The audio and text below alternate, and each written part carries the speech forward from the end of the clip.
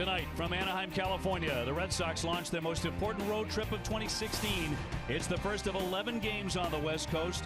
Game 1 of 4 with the Angels, with the Sox season at a crossroads. Now, after a disappointing 4-5 homestand, the Red Sox went from leading Baltimore to third place in the AL East, so this trip is even bigger than it was 1 week ago.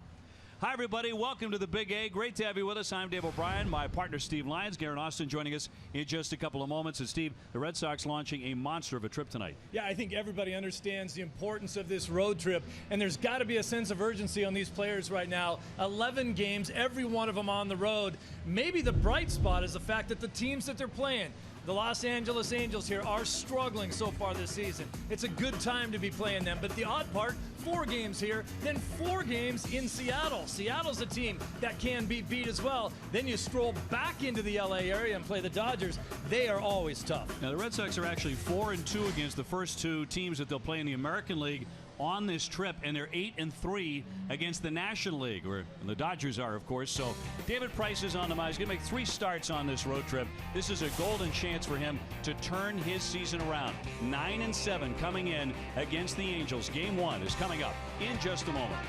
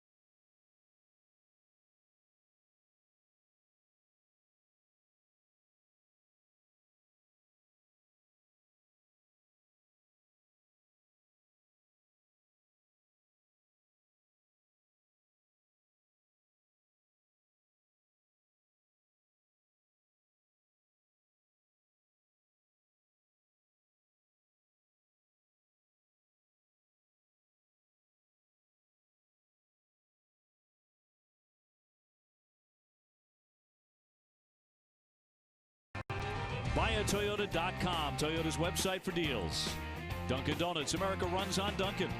The 2017 Kia Sportage. Visit anykiadealers.com to learn more. Buy Digital Federal Credit Union. See what DCU can save you. Subaru Retailers of New England. And by Southwest Airlines, transparency, low fares, and nothing to hide. Now, the Red Sox playing game number 100 tonight here from the Big A in Anaheim. David Price is on the mound. We bring in Garen Austin. And I think, Garen, even David Price is tired of hearing he didn't pitch well. He wants to get after it here tonight after his 10th win. Well, after his last start, where he went 5 2/3 innings and gave up 5 runs on 11 hits, David Price was honest with reporters and said it's been terrible. I talked to pitching coach Carl Willis about putting that outing behind him and preparing to make that next start. Guys tend to throw a little bit more just because they don't reach a certain pitch count.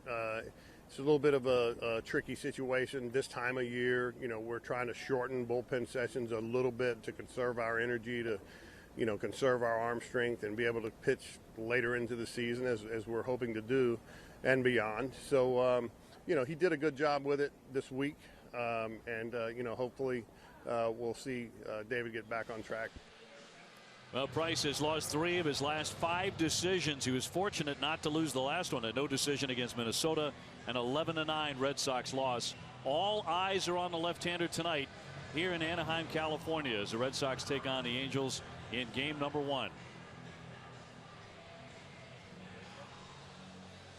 Price last year 18-5, Steve, a 245 earned run average. And a lot of people around baseball are wondering, where did that David Price go? And is there time for him to get that guy back for the rest of this season? Yeah, he has not been close to that guy. He has battled through a bunch of starts. He still gets his strikeouts. But lately, the biggest change that I've noticed, obviously we've talked about velocity all season long. That has crept up at times into the 96 range. But the location has not been there. Too many balls right out over the middle of the plate, and they are getting hit hard. Well, the Red Sox took 2 out of 3 from the Angels at the start of the month back in Boston. Remember, that loss was that ugly 21-2 beating in the middle game, but the Red Sox won 2 out of 3. They also took 2 out of 3 from Seattle earlier this season. So the first 2 teams that they will be facing, they have fared well against. The first 2 teams on this trip. These cold hard facts now are brought to you by Clean Crisp Coors Light. 41 of the final 63 games for the Red Sox will be on the road. They have a .525 winning percentage on the road. That's third best in the American League. They're scoring an average of 5.23 runs per game on the road, and that leads the American League. But really, in the end, it comes down to pitching. It comes down to starting pitching, particularly on the road. And it's a big one for Price. The Red Sox starting lineup now. Brought to you by BuyAToyota.com, Toyota's website for deals. And leading things off will be Mookie Betts. He'll be followed by Dustin Pedroia, and then the red-hot Xander Bogaerts, David Ortiz, Hanley Ramirez, and Jackie Bradley. Travis Shaw is at third tonight. Sandy Leon doing the catching. And Brock Holt is in left field and the number 9 hitter.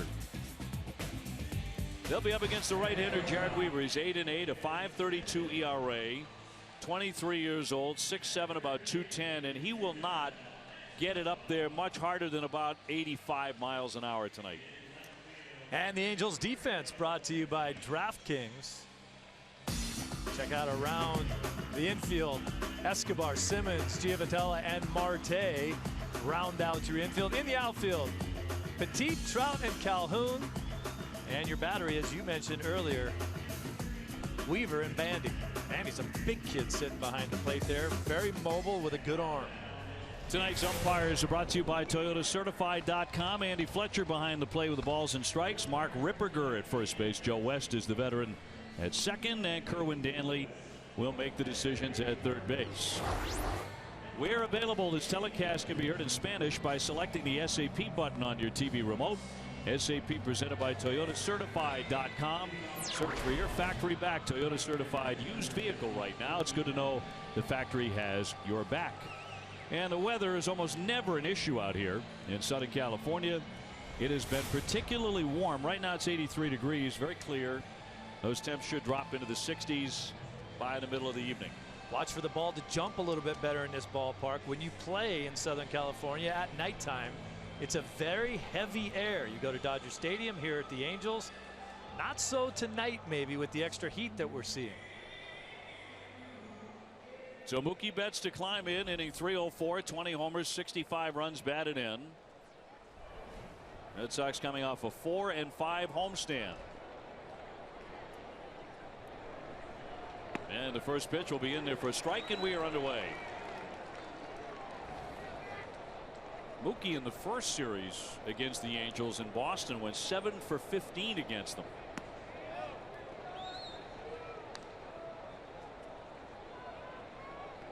Red Sox on the homestand did win the first 2 games to climb into first place, but then lost 5 of the last 6 to slip into third to begin this trip.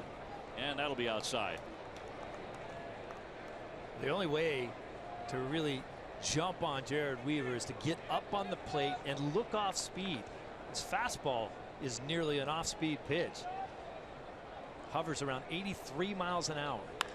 2-1 high fly, dead away center, long drive. Trout backing up, still on the run, and will make the play on the running track.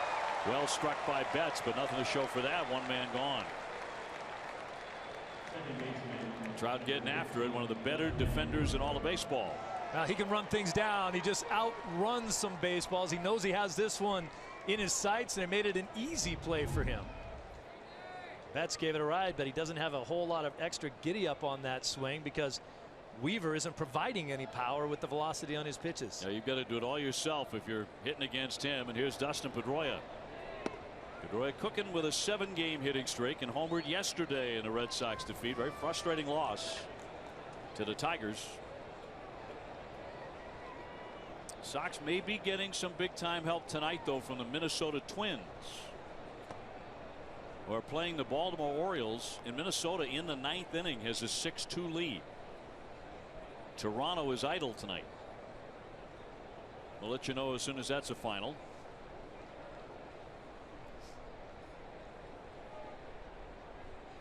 1-1 poke foul. You really have to sit back on Weaver. He's not going to throw anything by you. Move up on the plate a little bit. His best pitch remains his changeup. A lot of people get fooled by the size of Weaver and all the extra movement of his body, really, all that extra motion. He does have a 5.32 ERA, so not fooling all that many these days, and that's outside for a ball. And a home run has been a real problem for him. He's allowed 23 of them, 5th most in the American League.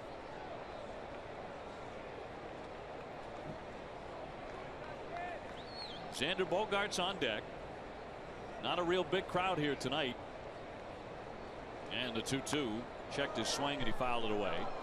Well, you got to remember we're in Southern California. They all get here late. Bad traffic. It is usually the case, late arriving crowds. I don't know if we'll get that many more than this, though, because even though they're averaging on paper about 37,000, they are not drawing that many per game. They get a lot of no-shows.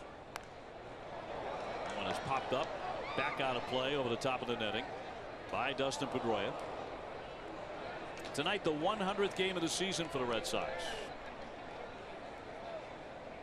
And when they get home again on August 9th against the Yankees, they will have only 52 games left. But who's counting? Well, I am. We have to count down to the playoffs. And Weaver deals, and that one is lined into right field for a base hit. Did a great job waiting on it. And Pedroia has not hit safely in 8 consecutive games. That's Weaver's worst nightmare right there, is to throw that many pitches to a single hitter and then give up the base hit. As we talked about, Petey just waiting, and then going the other way. He does this so well. It's at the top of the American League and going the other way. Beautiful.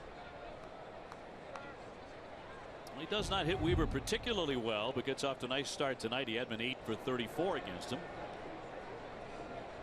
8 in a row for Dustin, so he is seeing the ball very well, and so is Xander Bogaerts, now hitting .331 with 12 home runs. He's hit safely in 9 consecutive games. That was every game on the homestand, during which he was 17 for 38. Unbelievable. Both Xander and Big Papi crushed the ball here in Anaheim. Xander at a .331 clip. David Ortiz at .324. Into the dirt. For a moment, Bandy couldn't find it, but Pedroia back to first base.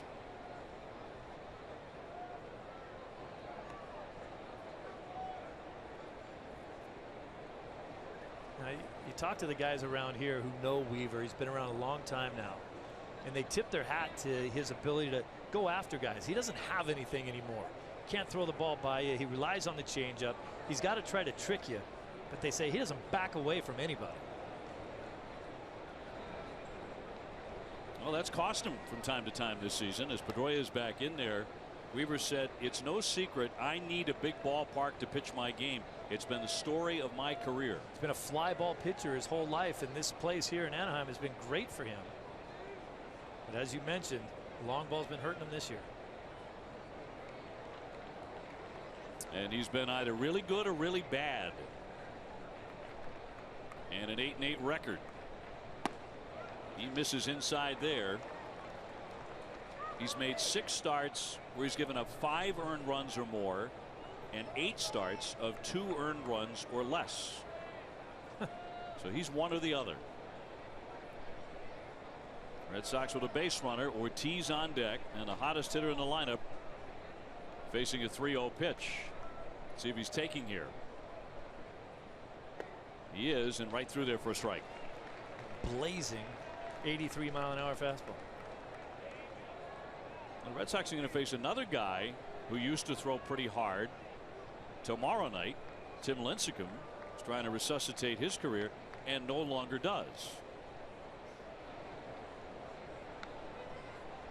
Weaver's 3-1 will not be made. Pedroia back in.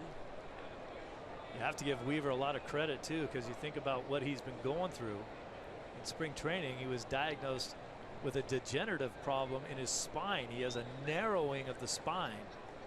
There have been a bunch of guys that would have said, you know, I'm going to shut it down this year, see what happens. I'll give my arm a chance to regenerate. He said, I'll pitch through it. Here's the 3-1 to Xander Bogaerts. There goes Pedroia in there for a strike, and the throw is not in time. A stolen base for Dustin Pedroia. So the Sox have a man in scoring position with one down. Number 6 for Pedroia. Stole that base completely on Weaver with a big leg kick, a slow breaking ball. Bandy didn't really have a chance. They might look at this just because of the way Petey slid. It looked like his front leg was up in the air for a long time. Took a long time to get to the base right there. It's pretty close. They're still waiting. Mike Scioscia is debating whether or not, and now he will want them to take a look at it. So he's going to use his challenge right now, and they will send it back to New York. And that one might be coming back. Pedroia flashing those golden spikes. That's awfully close right there. I mean, is there enough to turn it over? People here in the ballpark getting an excellent view up on the replay board. Everybody gets a chance to see what's going on. He's on the base right there. I don't think they could turn this one over. Do you think, Dave? Too close. I'm with you that I'm not sure there's enough evidence on this one. This is one of those calls where either way you make the call, you're probably right. So to me, it's always, the controversy for me is always, should the manager this early in a game take a chance, go for that? If it's going to be bang bang like that, and you really can't tell yourself. Now probably his video guy said, right, I think we've got a really good chance on this one. Yeah, I think the control on this play is a lot less about the manager and more about the video guy who says, yes, I think we can overturn it. So he just goes by that. Because Mike Scioscia never sees it. John Farrell doesn't see it. They don't see the replay. They only get to see the ones we're seeing up here. Guess what? They have overturned it, and he is out. So a caught stealing and 2 down. Well, it was a good gamble for Mike Scioscia. I guess so, but I didn't see enough to overturn that at all. So Bandy with the throw to get him. Scioscia wins that. That means he retains his challenge moving forward. That was the thing I noticed, that Pedroia's slide took so long to kind of complete. And the 3-2 pitch that is in there for strike 3. So the Red Sox not only go from having a man at second base, and that's taken away, but it's a very quick inning for Weaver. He gets him only 3 batters, and it is no score after a half inning.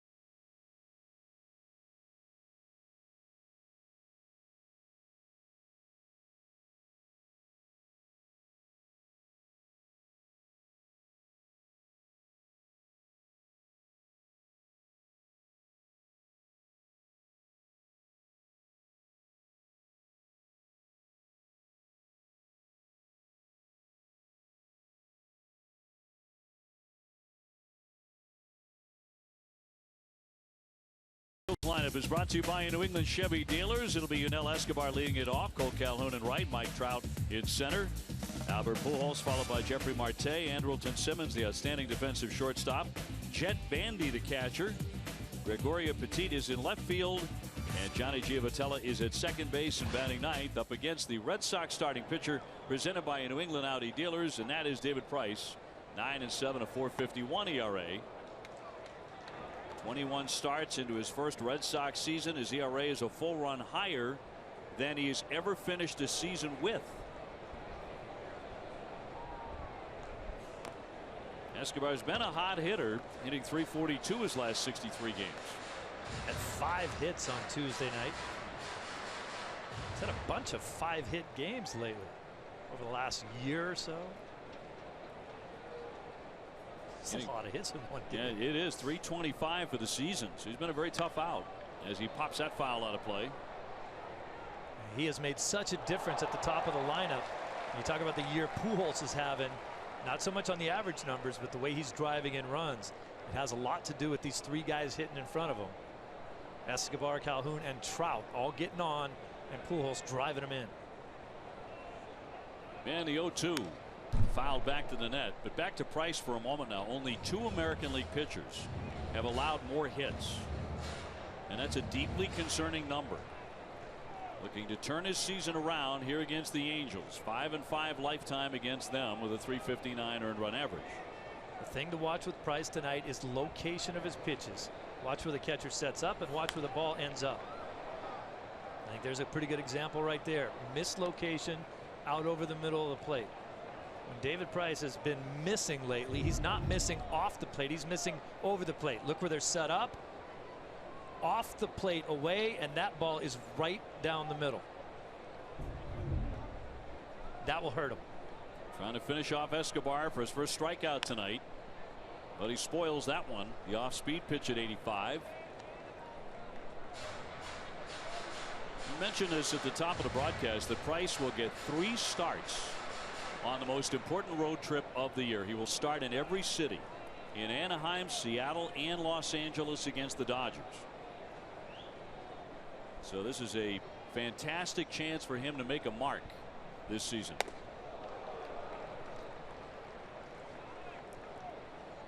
Calhoun on deck, and then Mike Trout. 4-game series here. The Red Sox then go to Seattle for 4 and the Dodgers for 3 before coming back to Fenway August 9th. This is turning into a lengthy at bat here as Escobar knocks another one foul. He just kind of lacks that extra bite to put hitters away, even though he's at the top of the league in strikeouts when he's out there.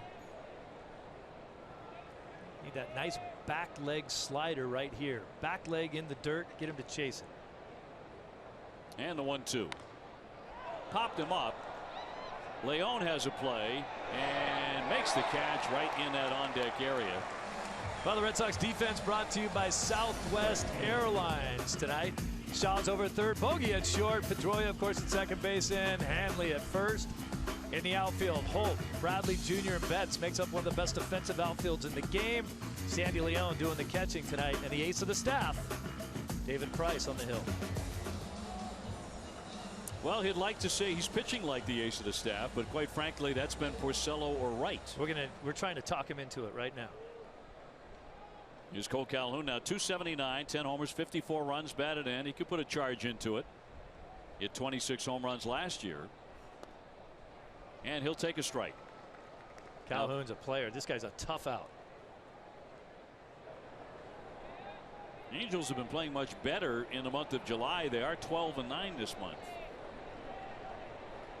So Scioscia's team is improving a little bit, even though they look like they're certainly out of it at this point. At 45-56, they're in last place in the West. They do not look like a team that's going anywhere. And they won 5 games in a row, and it looked like it was going okay. Then they went on the road and got beat up a little bit. Minnesota did beat Baltimore 6-2. That's a final. So the Red Sox could move to within a game and a half again with a victory. Cut on and miss. Down goes Calhoun. First strikeout for Price. So we check out the updated stats and standings inside the American League East. The Orioles with that 1.5 game lead over the Blue Jays, who are idle, and the Red Sox trying to get a little bit closer tonight. At the moment, 2 back, pending the outcome of this one. And here comes Mike Trout, 314, 19 homers, 65 RBIs.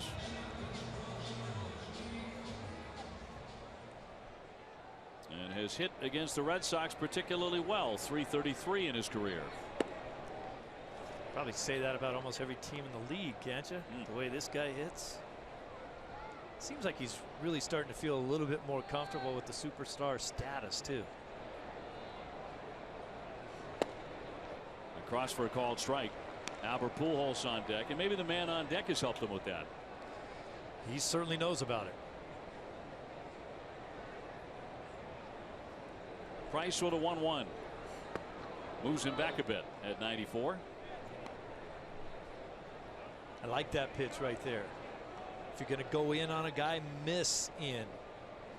Make his feet dance a little bit. Let him know you're in there. The lefty looking for a 1-2-3 start, and a big cut and a miss. That was right down the middle. Yes, it was.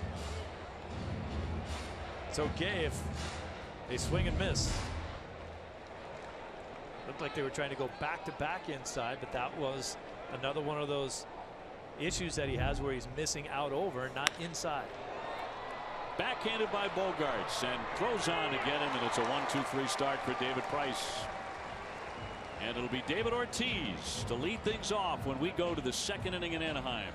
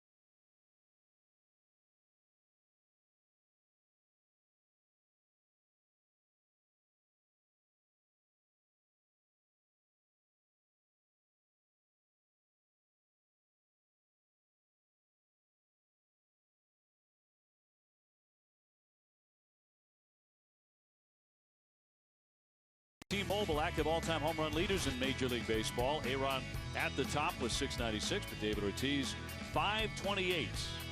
Number 3 on that list, right behind Albert Pujols. No score after 1. Ortiz leading off here against Weaver in the 2nd. 25 of those home runs this season. And he has hit 3 in his career against Weaver, against whom he's a .324 hitter. Hey, look what David has done against Weaver. He's way up in the box, on top of the plate, and closer to Weaver than he ever is. Boy, it's very noticeable too.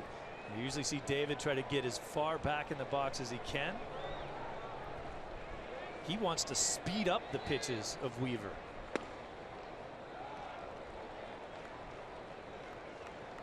Most difficult thing for a hitter to do is sit back. You want to go out there and hit that pitch. You know guys throw hard. You want to get to it. 3-1. Got a piece. The pregame ceremony David Ortiz honored by the Angels. Mike Trout along with Albert Pujols out there swinging the big necklace, the big chunky necklace, as part of that celebration. The big poppy rocketed but fouled on the line. It should happen in all 3 cities the Red Sox visit here, because these are the final stops for David, certainly in the regular season. And Weaver with a 3-2 and inside to walk him. So the Red Sox have a second base runner against the soft tossing right-hander. You know, these celebrations have not been inobtrusive at all. They haven't been a problem, but they will intensify later in the season when we start seeing the divisional teams that they're playing for the last time, and that'll be right in the heat of the race.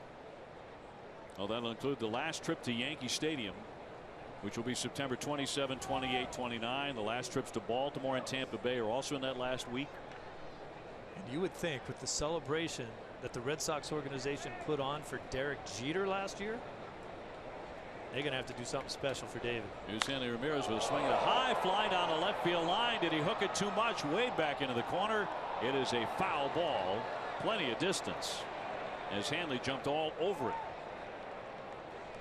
Hanley came out and around this pitch. He's usually quicker to the ball, but this one fooled him a little bit. He got out on his front foot. Watch the bat come around it, and that's why he hooked it foul down that line. He knew it was probably going to go foul. Posing a little bit, hoping it'll stay fair, but it didn't. 1 ball, 1 strike. He rested yesterday in the finale of the Detroit series, but he did a lot of damage on that homestand, didn't he? 5 home runs, 12 RBIs in 7 games. And he won the American League Player of the Week honors. It starts to heat up. If Hanley's healthy, that's when he starts to play his best baseball. Breaking ball, and he just got a piece of that. 70 miles an hour. So 1 ball and 2 strikes. Jackie Bradley on deck. No score here in the second inning. As always, a very pretty night in Southern California.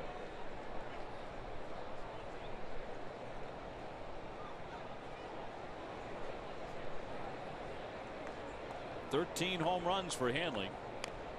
He nubs that one foul.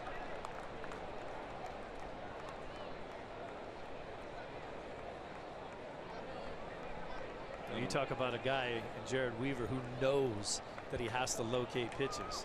Knows he doesn't have the velocity to throw it by anybody. His changeup is his best pitch, and a pretty decent curveball, but he knows he has to hit his spots, and if he doesn't, he's going to get hammered.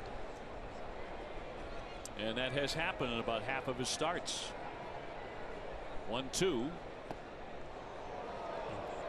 That's a nasty pitch right there. He didn't get it. If Eck was up here, he'd say, I gotta get it. I gotta have that one. It's a really nice pitcher's pitch. He didn't get the call. I think Hanley would have been a little upset if he did get the call. So 2-2, nobody out, 1 on. And he smacks that one toward the alley, and left coming on Petit, and he'll make that play. Kind of a sinking line drive. Ortiz back to first base. I don't know if Petit lost that one in the lights or what, because he hesitated for sure. Hanley hits this one right on the button. I think he's a little upset that Petit was playing him so far into that gap. See the little hesitation there. May have lost it for a second in the lights and regained himself and made the play. So Hanley had a couple of big time swings in that at bat, 1 foul and 1 fair. Hanley saying, I just pulled one right down that line. So how could you be playing me in the left center field gap when I hit that pitch? Jackie Bradley now 302, 16 homers, 61 RBIs. Way out in front, another one at 70. We really have to wait on Weaver, don't you? Yes, you do. It's one of those guys where you can really literally stand still until he throws the ball, until you recognize the pitch before you make any movement towards it at all. 0-1, same result. That one's 69 miles an hour.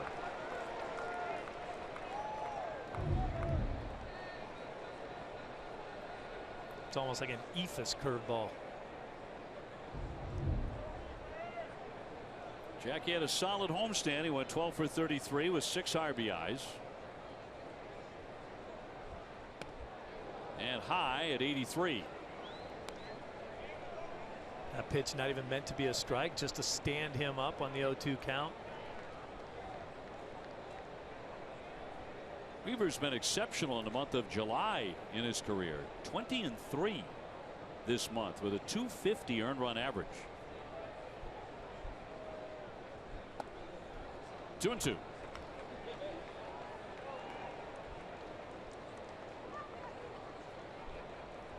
In his career, 146 losses, 146 wins, 89 losses. And as recently as 2014, he was a dominating pitcher. He won 18 games. Curve swing and a high fly foul down the right field line. Back in 2012, Weaver went 20-5 with a .281 earned run average. So he has had some big years when healthy. Yes, he has. Really nice career, actually. And so far tonight, he's kept the Red Sox hitters off balance. He's doing his job right now. Here's the 2-2. Roll foul. I think the next hitter, Travis Shaw, is going to be one of the guys that will be fun to watch hit against Weaver, because Travis likes to get everything going early. Big leg kick, starts early. It's going to be a challenge for Travis to stay back, to hover on that back foot long enough to wait for the ball to get to him. David Ortiz still glued to first base. Swung on and foul tipped in the mid. He struck him out. 82-mile-an-hour pitch. So down goes Jackie's second K for Weaver, and they're 2 away. That entire at bat, Jackie just didn't really look comfortable.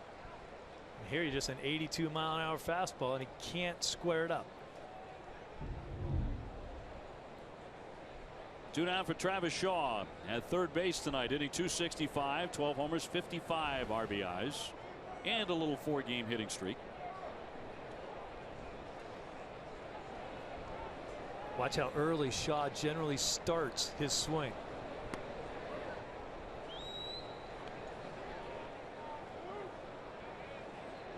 Weaver really lulls you to sleep. 68, 69, 70 miles an hour.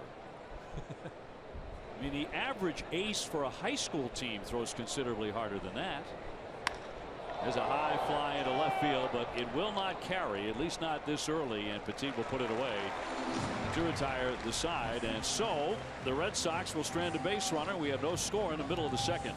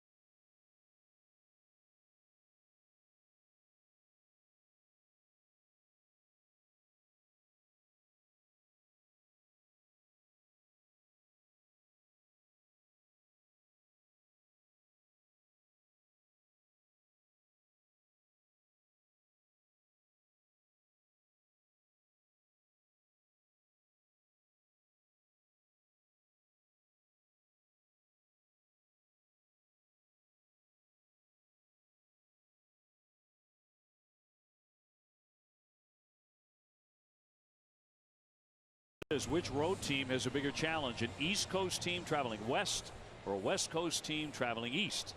Text 1 for East Coast team, 2 for the West Coast club, and text your answer to 536-536. Message and data rates may apply. That is Albert Pujols in the box here in the bottom of the second inning. No score. Pujols, Marte, and then Simmons the batters. What do you think's tougher, Dave? I think it's much more difficult for a West Coast team to go east against that time zone, and you're losing those 3 hours. Yep, you are losing the time. Sometimes I feel worse coming this way because you pick up the time, but your body really didn't. It's earlier, but it's still late for you. The 2-0 and a base hit. Hanley Ramirez was way off the line towards second base. Pujols knocks it through for a single. He's been swinging the bat very, very well.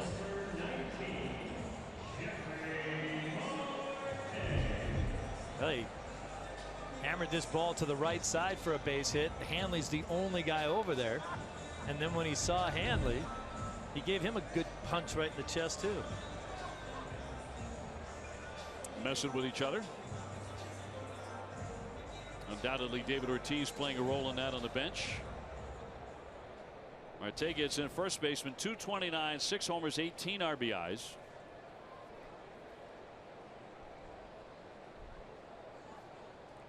He has some pretty good power. He's only hit half a dozen home runs, but when he hits them, they stay gone.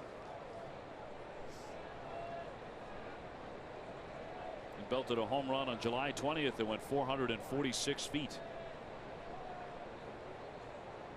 And he'll take one downstairs for a ball.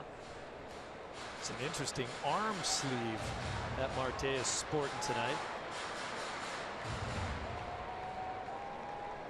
It's from the designer Paisley collection. Now, where do you find that?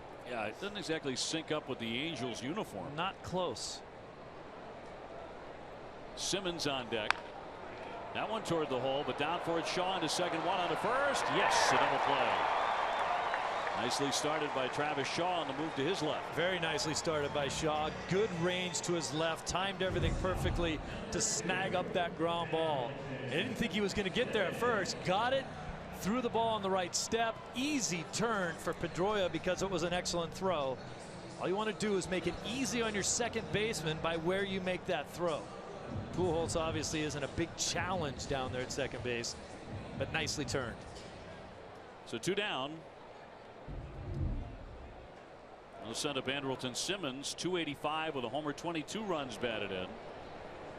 He was knocking around about 200 when the Red Sox saw him earlier this month at the very top of July, but over the last several weeks, last 4.5 weeks, he's hitting 385 to raise his batting average from 204 to 285. Well, he was lunging at everything. Rolls that one to Bogaerts, so he'll dig it and get him. So for the second consecutive inning, Price faces only 3 Angels. No score.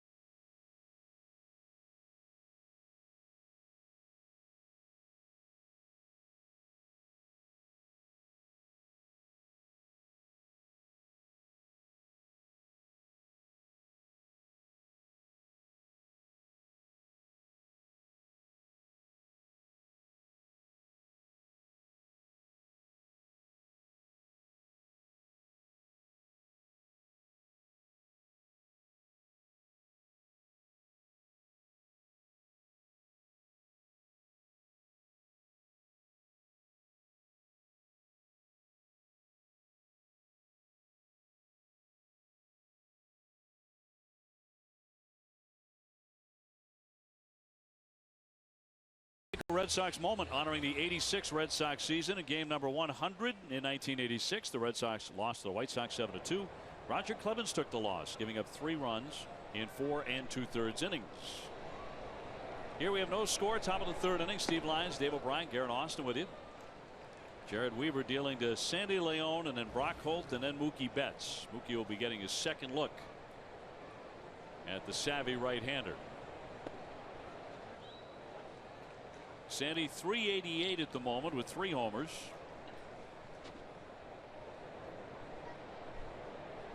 Weaver works fast with nobody on base, and that one's blooped foul back out of play.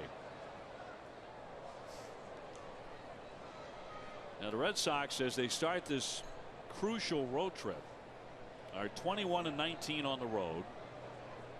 They have played well against the American League West. 15-7.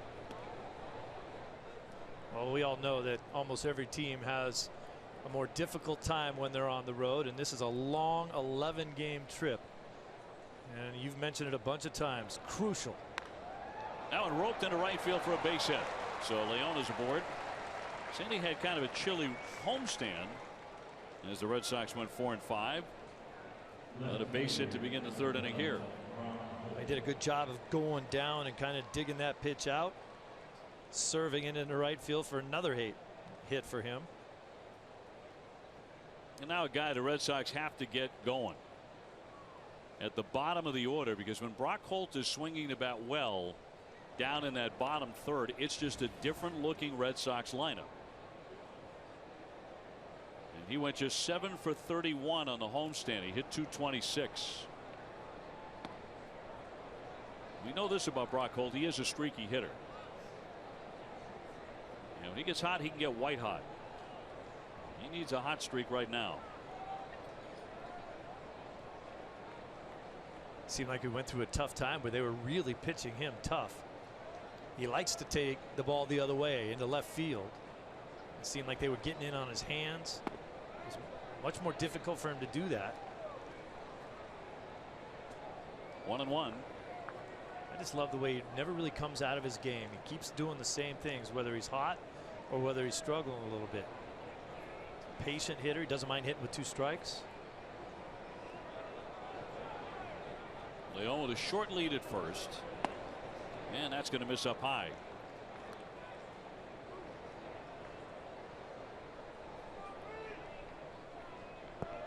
When the Angels came to Boston and Red Sox took 2 out of 3, Mookie Betts really tore them up. Brock Holt went 4 for 8 in that series. What a strange series that was, because of the middle game of the series, which was 21-2. Yeah. A shellacking. And yet it kind of disappeared very quickly the next day because the Red Sox won and would win the series. So in the end, it didn't mean a whole lot. Just 1 loss. But it felt like the end of the world the night it happened. Here's the 3-1 pitch. Oh. He punches that one into right center field for a base hit. Leon rounding second. Calhoun throwing behind him. Throw to 3rd, and he is safe. So Leon gets in there. Brock Holt with a solid single, and the Red Sox have something brewing here. 1st and 3rd, and nobody out. Well, that's a thing of beauty right there. That at bat by Brock Holt, exactly what we were talking about before. He gets a breaking ball, it stays up, he stays with it, and then just tattoos it into right. Leon makes his decision to go to 3rd right away as an excellent turnaround second. We know he doesn't run well. Ooh. I don't know if he was on the base or on top of the foot. You know, the third base umpire Kerwin Danley was watching it very close for a long time. He never did make a call. So 1st and 3rd for Mookie Betts, who is 0 for 1 with a fly to center. He is 1 for 4 against Weaver.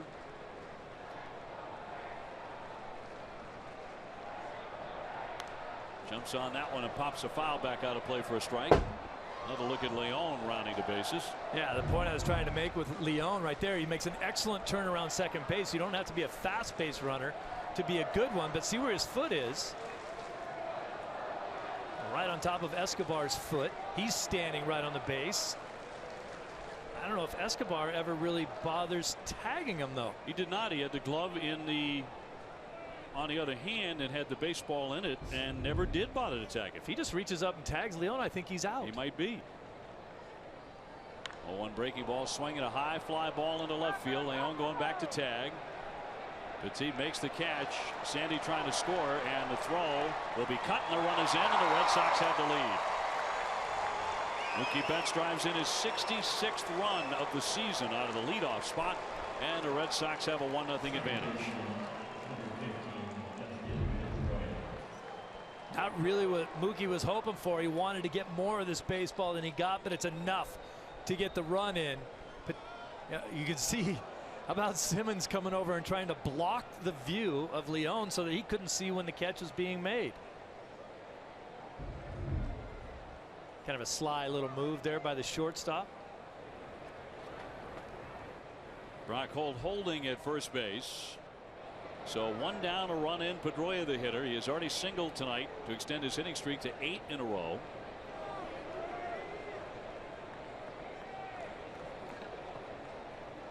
Bogarts would be next.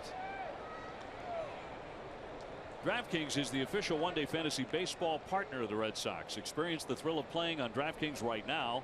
Play free daily using the promo code NESSN at DraftKings.com.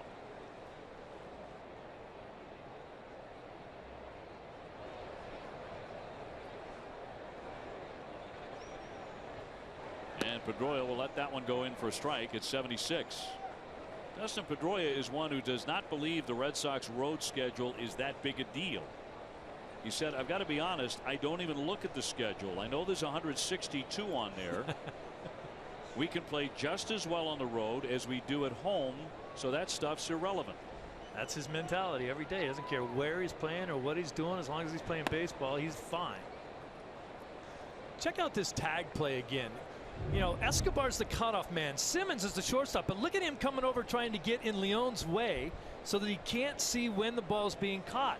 Maybe he can get Leone to leave early and they would double him off. It didn't work, but it was a cool play. It was a nice try. Simmons is supposed to be covering third base, so he does have a reason to be there. 1-1 runner goes. Swing and a line drive. And that's going to be right into the double play as Simmons makes the catch, and now back onto first base, and that's a twin killing to retire the side. So the Red Sox sent the base runner, and Pedroia hit the line shot right to the shortstop, but the Sox are on the board 1-0.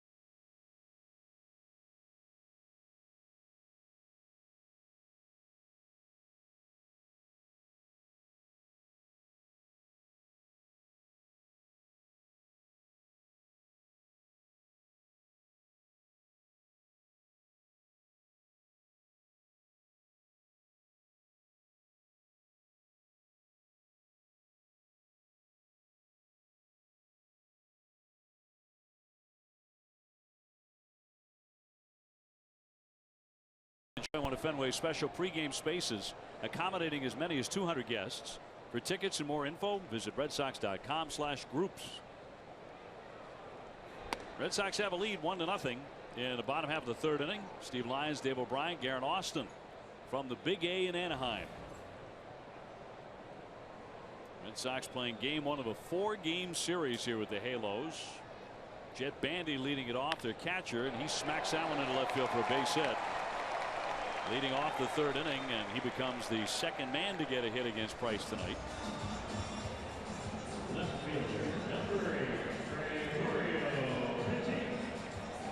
Gregorio Petit will be next, 287 with a couple of home runs.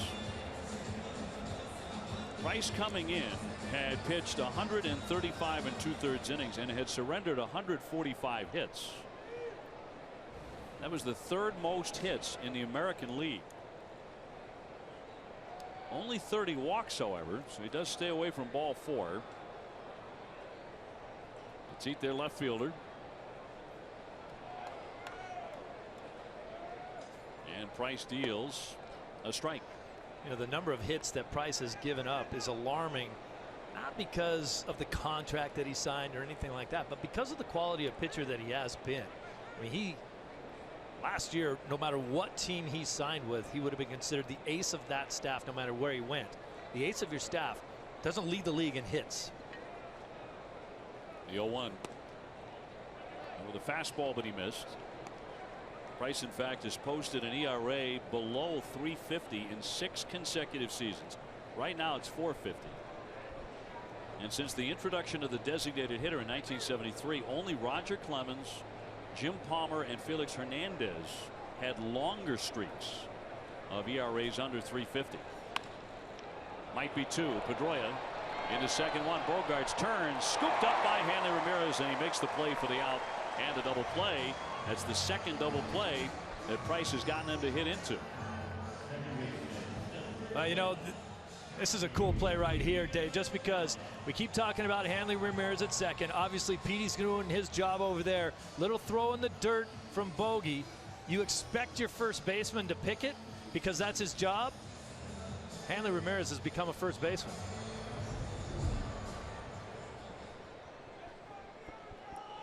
So each of the last 2 innings, the Angels have led off with a base hit, only to be doubled up the very next batter. And here's Giavotella.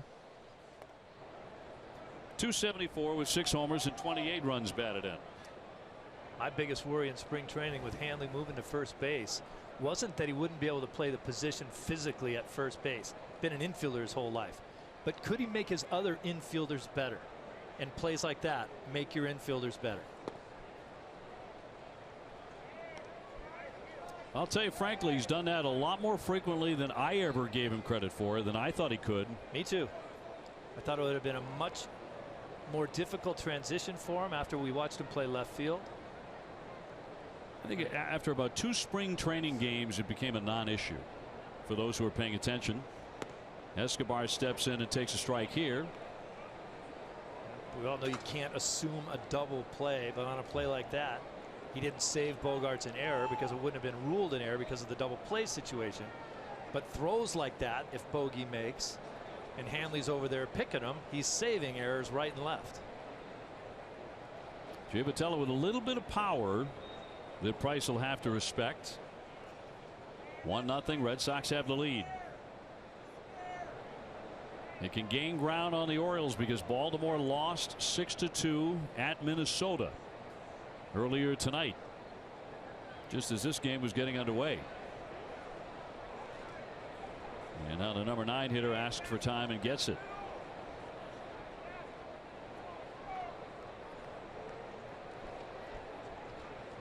This Angel team is 12.5 games out in the West behind Texas. And they have not been a good home team. They're 22-26 at the Big A.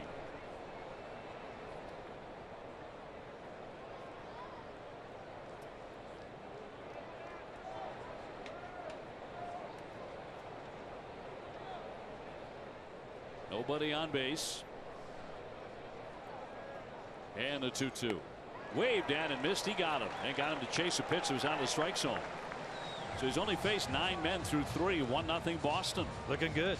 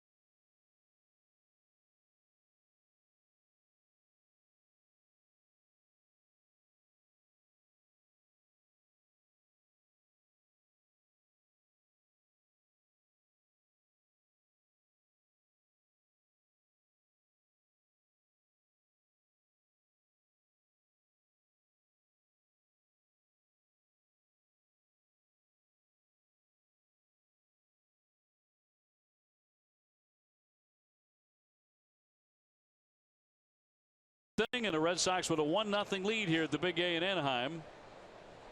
And Xander Bogaerts will lead it off against Jared Weaver. Oh, there's no crying. There's no crying at baseball. Xander struck out in the first inning. Someone else must have got the foul ball. That may be worth crying over, actually. Yeah. The 1-0. In for a strike. Ortiz next, and then Hanley Ramirez, and they'll all be getting this second look at Weaver, who has made 16 career starts against the Red Sox. He's 4-6, 4.16 earned run average, and Bogaerts flicks that one foul. Xander with a 9-game hitting streak. He batted .447 on the last homestand. Was consciously trying to hit that ball to the opposite field on that swing. 1-2. High pop up into left center. Petit and Trout, and the left fielder will make the play. So one away as we bring in Garen Austin. Thanks, OB. Craig Kimbrel is still on track to make that rehab appearance with Pawtucket on Saturday. Kimbrel threw a second bullpen yesterday, and John Farrell said that he came through that just fine after checking with him today, and that he's getting closer to returning. However, Farrell said that they have considered a scenario where Koji Uehara does not come back this season because his return is unknown. But guys, Farrell said that that could provide an opportunity for some of the younger players to gain some valuable experience. All right, Karen, thank you very much. Here's Big Poppy. David is batting for the second time. He walked in the second inning. So Kimbrel getting back at it pretty quickly. We're going to see him, it would appear, on this road trip. It's amazing. Quick healer. The 1-0 in there for a call and strike. You know, he told me, he said that in the early part, right after he had the scope on the knee, his mom came to visit, and she is in the healthcare business, and she made sure he stayed off that thing. Well, nothing like TLC from your mom to make you heal up quicker. He gave mom some credit. She knows what she's doing. And the Koji situation is baffling to me. Well, pectoral muscle, and they're talking about maybe not returning for the rest of the season. And then I remember Koji's 41. Well, yeah, I get it. 2-1 is up high. But I'm with you. It Still didn't seems like a long time. It didn't look like it at that time. It didn't look like something that would cost him the rest of the season potentially. That's not necessarily going to happen, but it's a possibility. Yeah, scary. Another 3-1 to Ortiz. And he lines that one into right center field for a base hit. So David beating the shift. He's aboard for the second time tonight. And the Red Sox have a man on in front of Hanley Ramirez.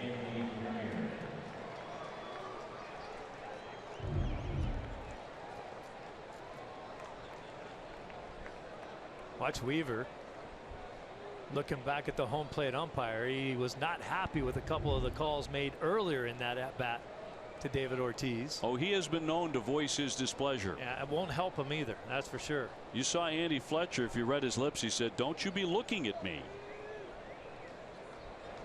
And the Ramirez 0 for 1. He is lined to left. And that was after just missing a home run down the left field line. It's interesting tonight because you have to really tip your cap to Weaver so far. It's 1-0 Red Sox, but nobody's really squaring him up. That ball hit by Ortiz was a line drive off the end of his bat. Wasn't hit that hard. Just keeping guys off balance. Guys are still trying to figure him out. Yeah, the hardest hit balls were the home run and the line out by Hanley. Yeah. He had nothing to show. Here comes the 1-0. And really drifted in there for a strike right down the middle. At 76. When the Angels visited Boston earlier this month, Hanley was 5 for 7 off them. So had some good swings in that series. The 1-1 and fouled back. MLB.TV Premium is everything you've come to expect and more. Watch every out-of-market game of all 30 teams in true high definition on over 400 supported devices. Visit MLB.TV for details. 1 out, 1 on. Red Sox up 1-0. Ramirez now has 60 RBIs after the big homestand. 2-2.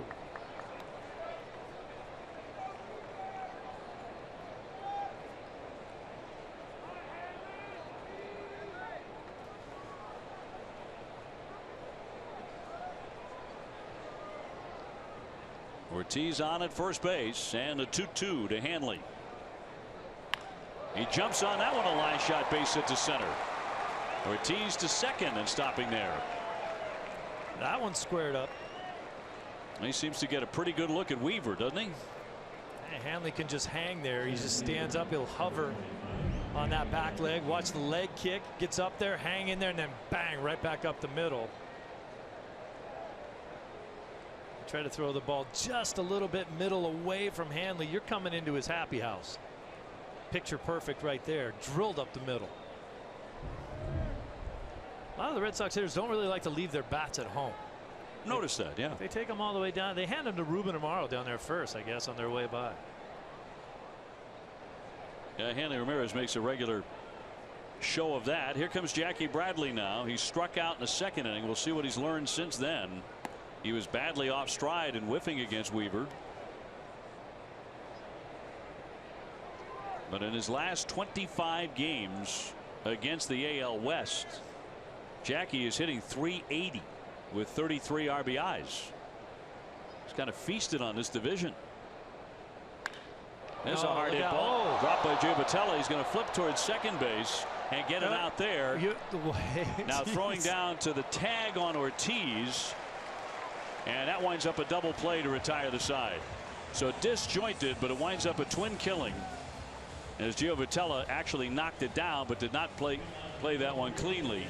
And it is 1-0 Red Sox here in the 4th inning.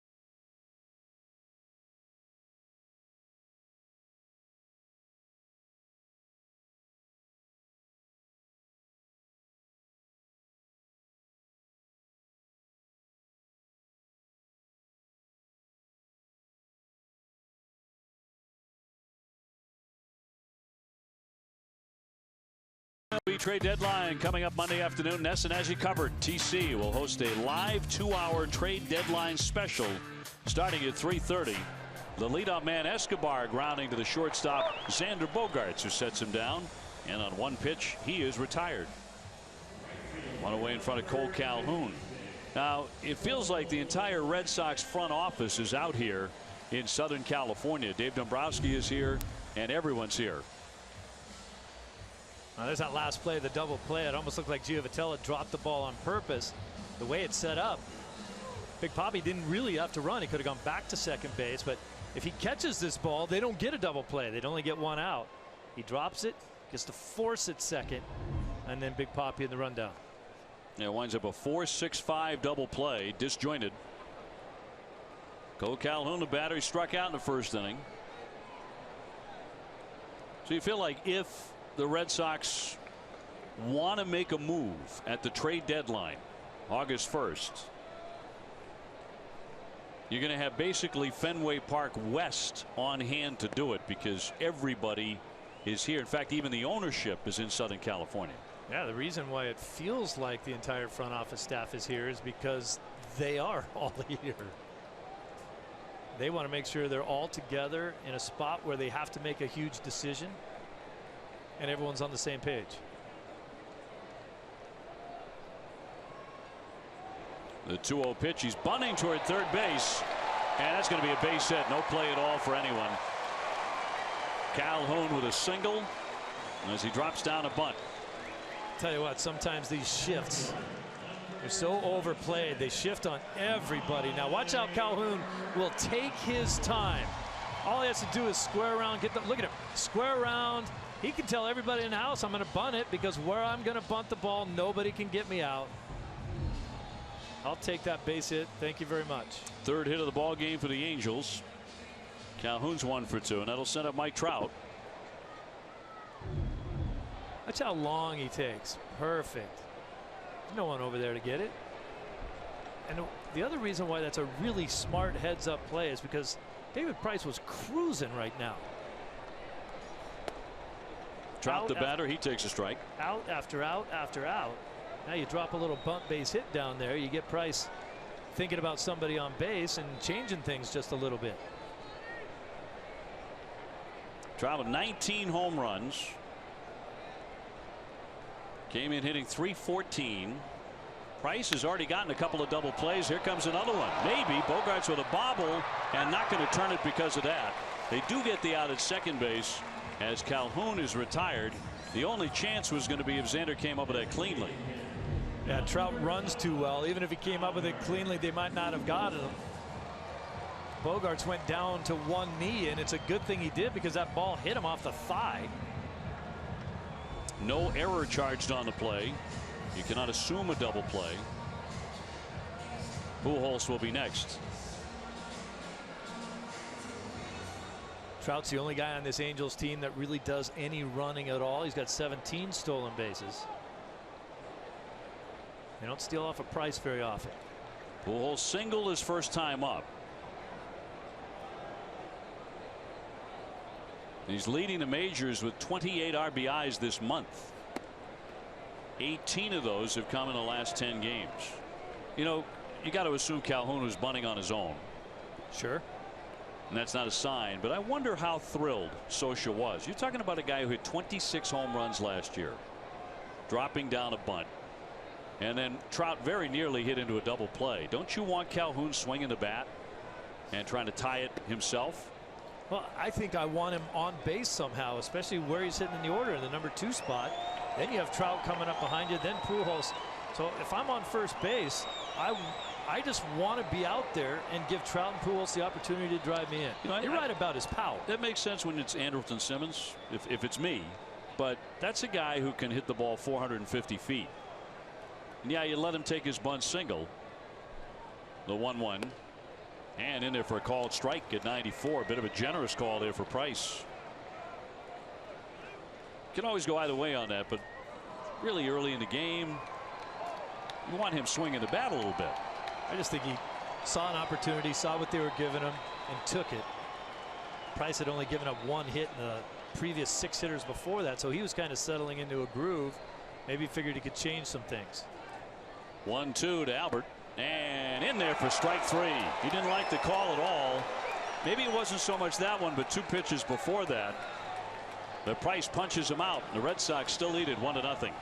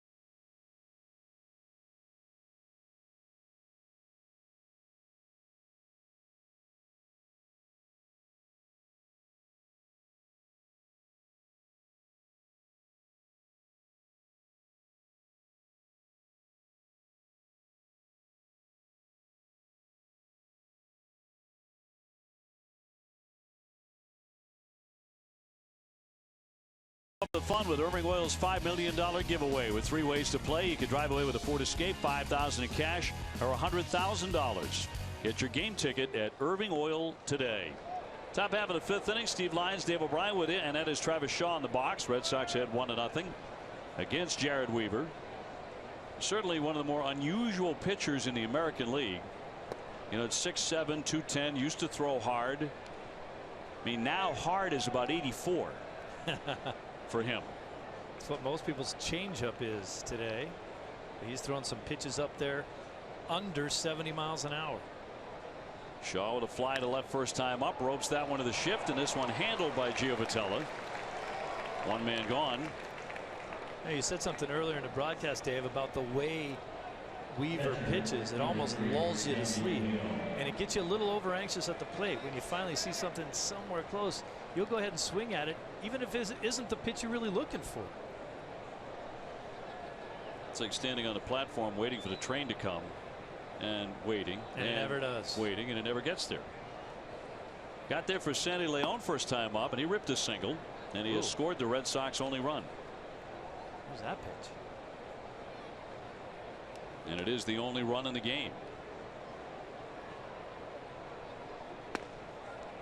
In there for a strike. Now we can talk all night about how unorthodox it is for Weaver and how he's had some starts where he's got blown up. Tonight is not one of them, and he's doing an excellent job against the Red Sox hitters. So far he's allowed 5 hits and nothing for extra bases. Coming in 8-8, a .532 earned run average.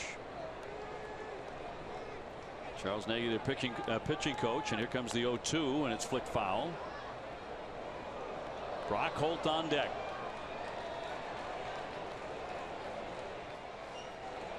Red Sox also have a 4-city 11-game road trip in August, and another West Coast trip at the start of September to come. 0-2.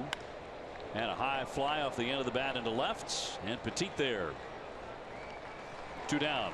How did the Red Sox get all of these outstanding young players? We'll find out by joining Dave Dombrowski, Red Sox scouts, pitching analytics director Brian Bannister, and others at the Boston University on August 13th and 14th for the 6th annual Sabermetrics Scouting and Science of Baseball Seminar.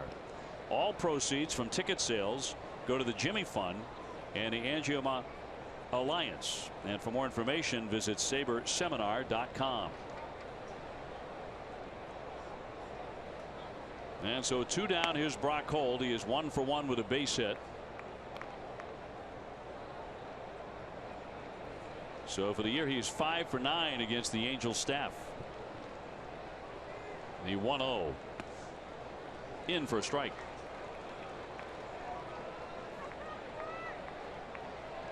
The Red Sox also have a final 10-game road trip near the very end of the season to Baltimore, Tampa Bay, and New York.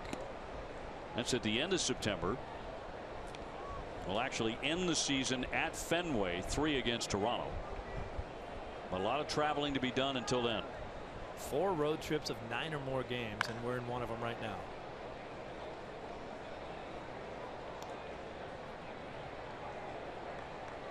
You know, you're thinking this high-tech age of, you know, iPads and iPhones and everything that. Look at all of those high-tech devices sitting right in front of the brass right there. Sure. 2-2 is roped to the second baseman, caught by Giovatello. 1-2-3 they go, and the Red Sox still in front 1-0 here in the 5th.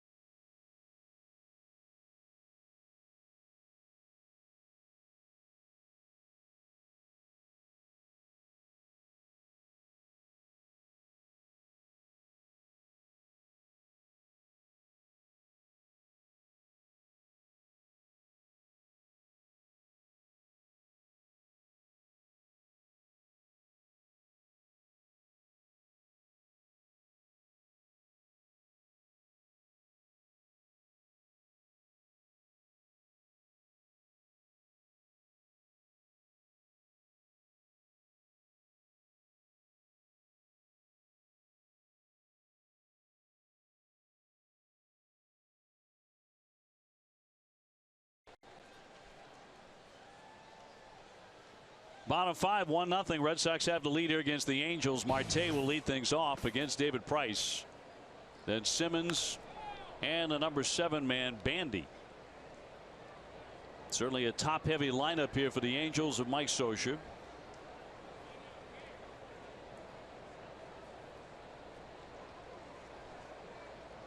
Looks like Leon may have been hit. Is it on the backswing? I think that's why you see the umpire come out and had a quick conversation. Bang, right on the side of his mask. I'll tell you what, these catchers are so gracious when stuff like that happens.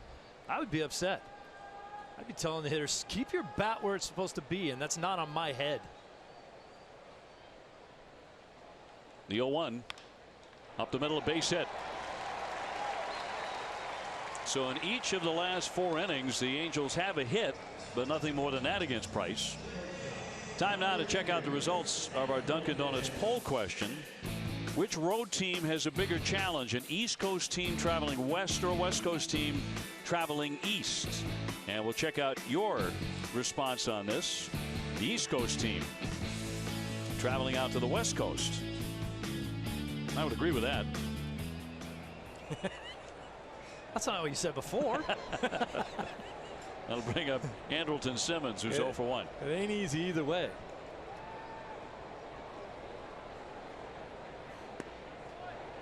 Simmons came in hitting .285 with a homer and 22 runs batted in. Still one of the slickest fielders in all of baseball. He's changed leagues from the Braves over to the Angels, from the National League to the American League, but Gold Glover in the National League. I think they've been very, very happy with what they've gotten out of him here. He's caught fire with a bat, and he fouls that one away for a strike.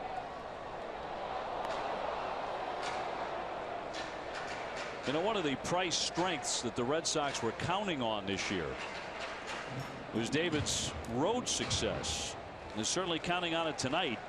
He came into this season a career 59-24 on the road.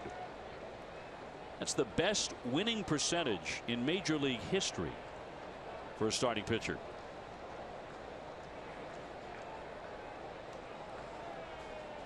He's up 1-0 so far this evening. Talked about the recent success for Simmons at the plate, up to .285 now. Doesn't have a lot of power. He's got just 1 home run, 22 RBIs, but he added a little toe tap to keep him back. It's amazing just the little adjustments that hitters will make that'll make sense to them.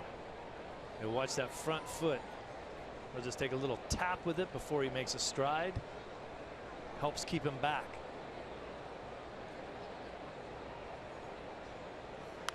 One slice foul out of play to the right.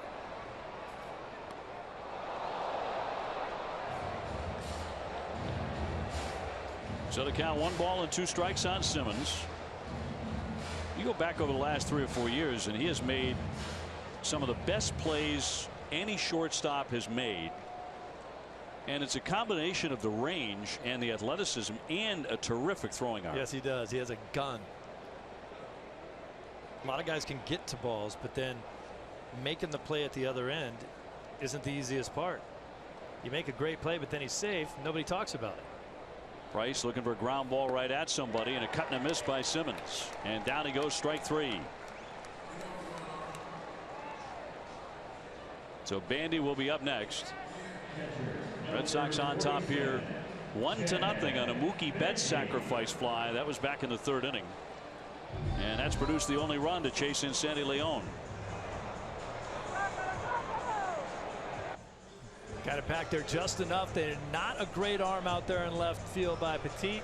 Sandy Leon hustling down the line.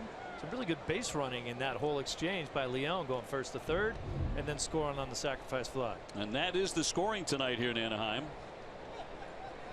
Bandy is 1 for 1 with a single.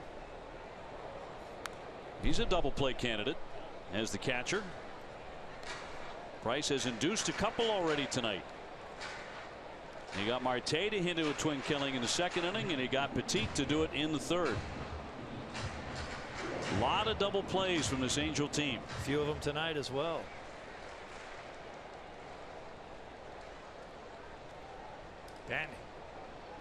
Bandy's a little bit of an oddity for a right-handed hitter. He's a good low ball hitter. Big open stance, likes that ball down and in so he can sweep it out of there. 1 ball, 1 strike. Can get him out up and away, and with balls that spin, some breaking stuff. These Angels, a last place team, dead last in the AL West. Price says yes to Leon. Marte leading at first. And he misses upstairs and outside. So 2-1.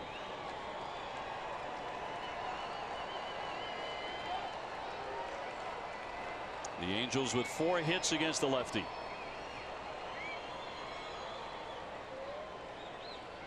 Rick Porcello on the bump tomorrow night here at the Big A. He'll carry a 13-2 record in against Tim Lincecum, who's been making a comeback, and that's in for a strike. Of sorts. He hasn't had a whole heck of a lot of success. Tim Lincecum, I'll tell you, even during the times when he was winning his Cy Youngs, I always used to say, why does anyone swing the bat? He never throws strikes. And that's part of the problem that he's having right now. He can't. He's only really got 2 pitches that he can throw, and he doesn't throw either of them for strikes. And he has an .870 earned run average. Yep.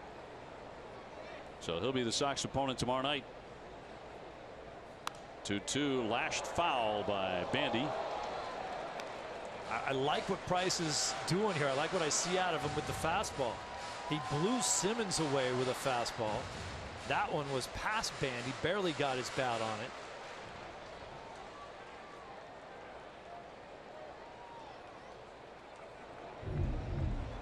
Here's the Price fastball. Zip, got it right by him. That's a very late foul ball.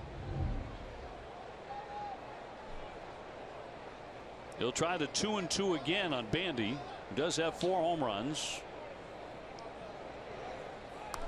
And he got jammed, but he fought it off foul back into the net. The runner was on the move. Marte back to first. And Price's uniform top is just drenched. Yeah. He's not wearing a different color. You can see the difference between his back and his pants. Look at that. That's not 2 different uniforms. That's just sweat.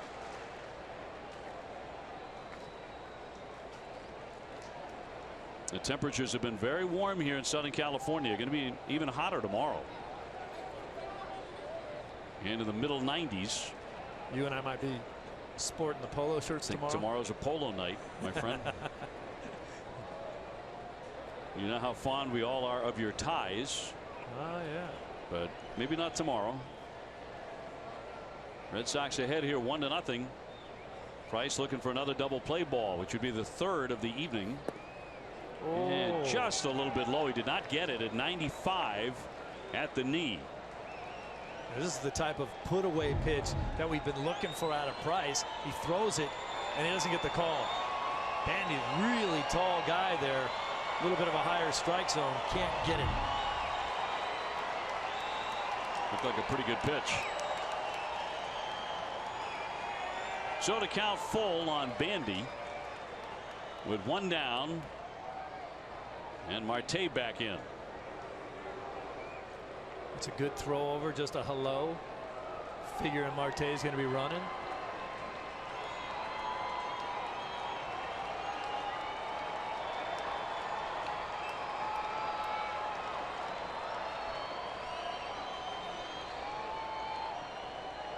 And the 30-year-old from Tennessee from the set. Runner holding. A check swing. He did not go. First base umpire Ripperger says no swing, and it's ball 4. So that'll put runners at first and second with 1 down.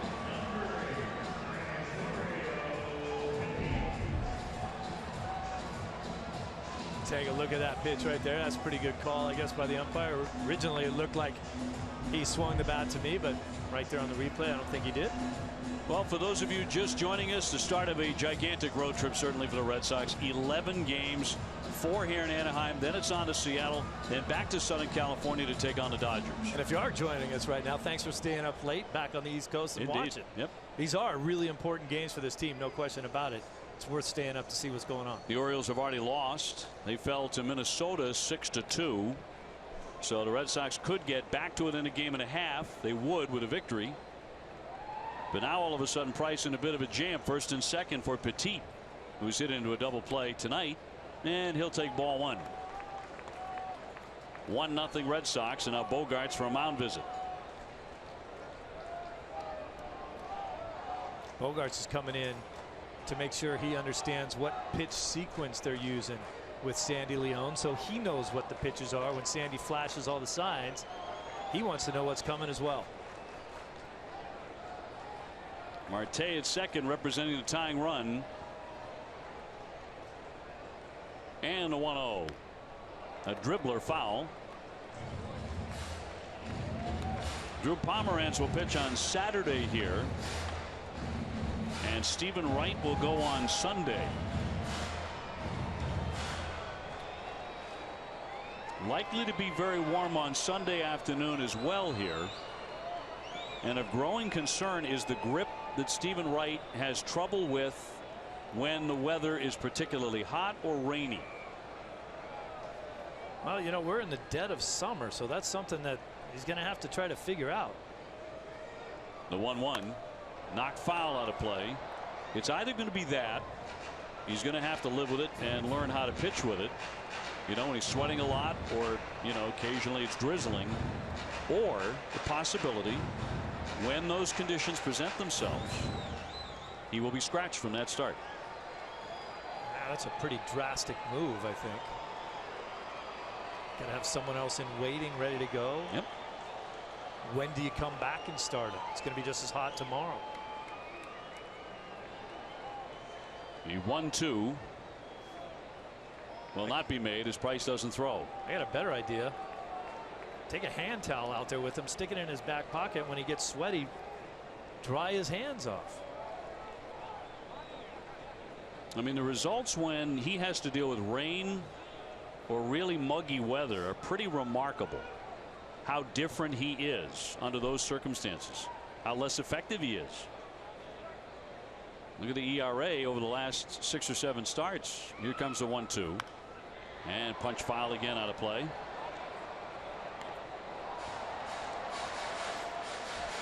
We've certainly seen a little bit of a decline, but at the same time, he has been one of the best pitchers on this team so far this year. I would never, at this point, scratch him from a start, because I think he might not be able to get a grip on the ball. I run him out there. I got to think he thinks that he can get through it as well. Well, the rain in particular, the 2 times he's had to pitch in the rain, it's been pretty disastrous. Yep. This is a Red Sox team trying to win a division. Going to be fascinating to see. 2 on and 1 out. Red Sox ahead 1-0. Giovitella on deck. Shading him the opposite field in the outfield. There's a lot of room between Brock Holt, not only to his right but to his left as well. And now Leon will be called out.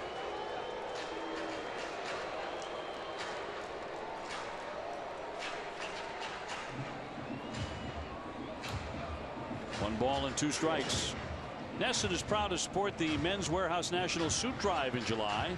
When you make a donation of gently used professional clothing at any Men's Warehouse location, you help men and women look their best as they re-enter the workforce. Learn more at nationalsuitdrive.com.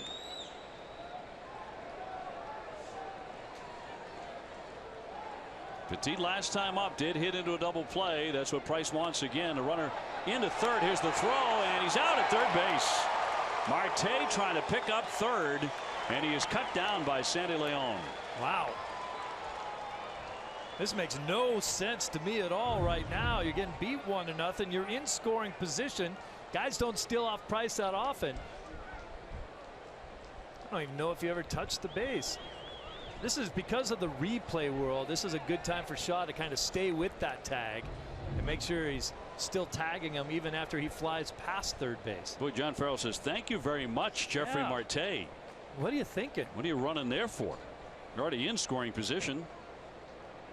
So now there are 2 down, and here comes the 2-2 to Petit. And he fouls that one down the line. And one of the reasons why you know that he most likely went on his own right there is because Bandy didn't go too. Here's the throw down, swipe tag. Why doesn't he try to touch the third base with that front leg? Really didn't even touch third base with anything. He's out by 5 feet. And why I think he went completely on his own is because usually if there's a steal on, Bandy goes too. He goes to second. He didn't go anywhere. Price with a 2-2, looking for a K. Line shot into center field for a base hit. The runner will be held at second base. There's your tie ball game. Would have been had Marte not been caught stealing. See if the Red Sox really do catch a break. First and second for Giovitella. Baffling. 2 men on for the 9-hitter who struck out his first time up. The hits are now even at 5.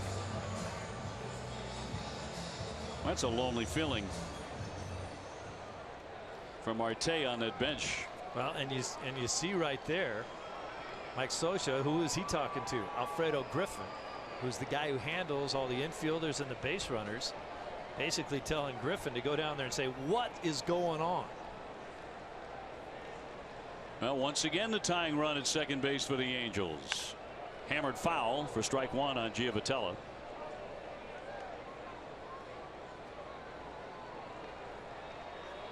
Come the sixth inning, the Red Sox will have the top of the order duo: Mookie Betts, Dustin Pedroia, and Xander Bogaerts.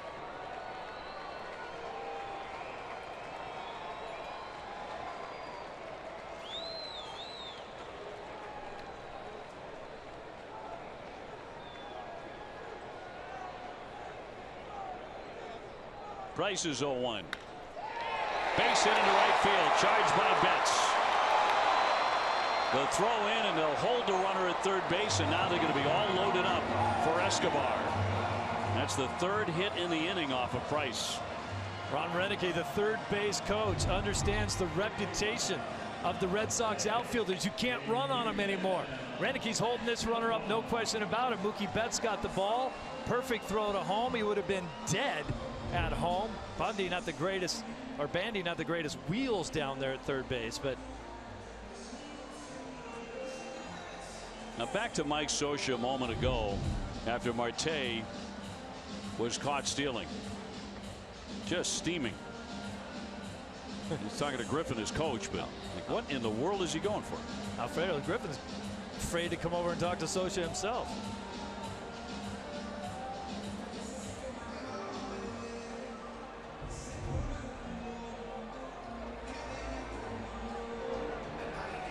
So they're all loaded up for Escobar, who's been swinging a hot bat.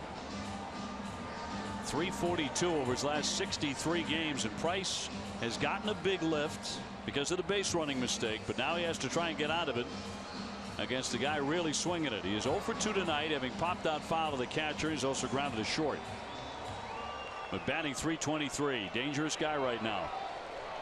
1-0 Red Sox. We talked so much at the outset of this game about mislocation for Price.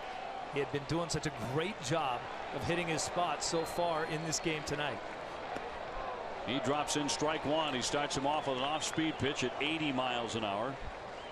Right on the outside corner. Perfect pitch. Escobar just had a 5-hit game on Tuesday night. Bandy, Petit, and Giavotella loading up the bases, and that's downstairs to even up the count at 1-1.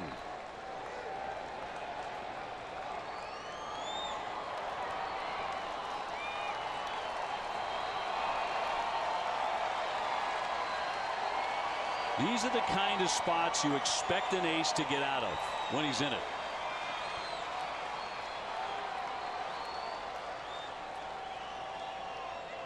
Price himself has talked about letting too many of these situations blow up on him.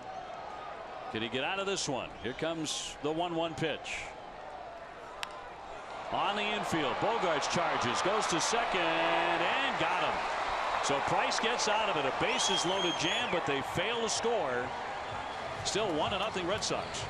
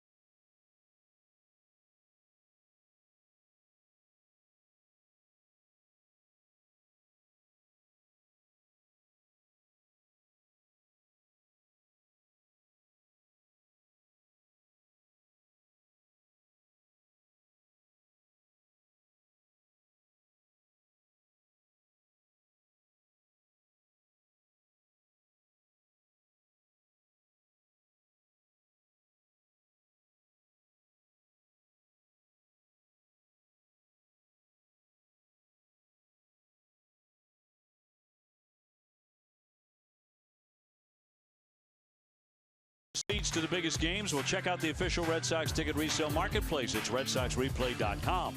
The best place for a season ticket holder to sell your tickets when you can't make it to the game. Red Sox still leading at 1-0. David Price very tough there, but the bases loaded. Got the ground ball in the force play to get out of it. He got a big hand on a base running mistake by Marte.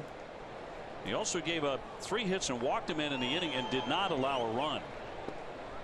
So he's had a very good night so far. That's where if you're the Angels, you're really kicking yourself saying, how do you not score in that inning? But for David Price, as you mentioned in the break, I mean, he's a guy that's used to getting out of those situations his entire career. They have not come that easily this year.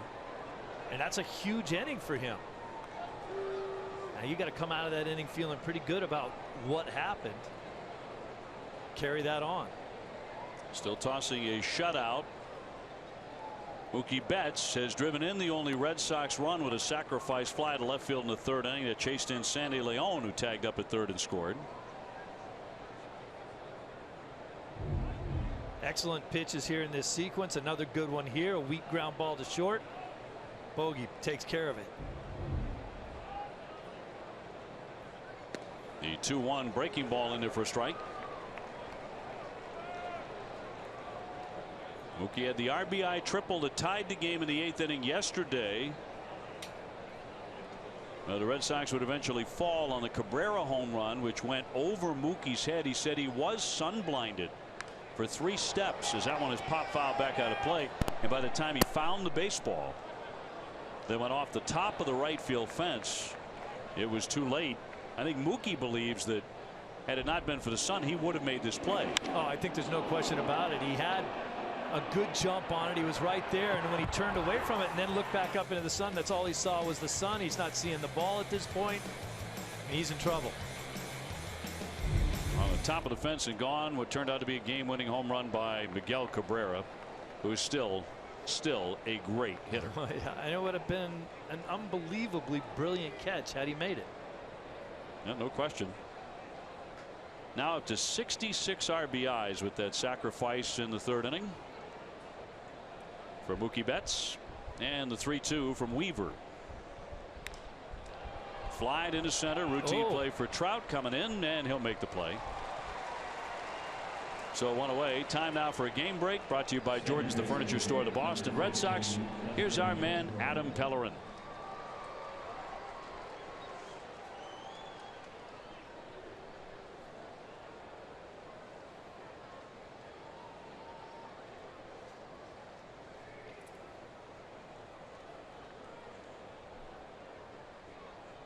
They snap a 3-game losing skid at him and knocking off the Orioles. That helps the Red Sox cause perhaps tonight. As Pedroia gets in, he has singled and is also lined into a double play.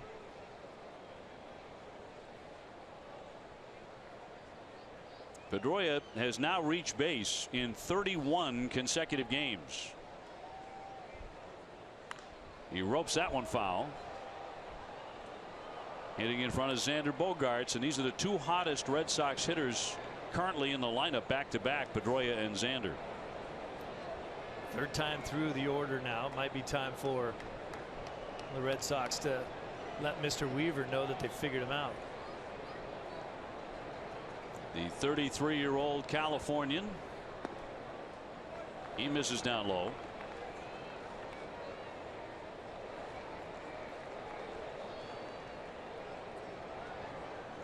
He's had some injury trouble in his career in 2013 and 2015, a fractured arm and some hip problems. But he's had a very nice career. That one is fouled out of play to the right.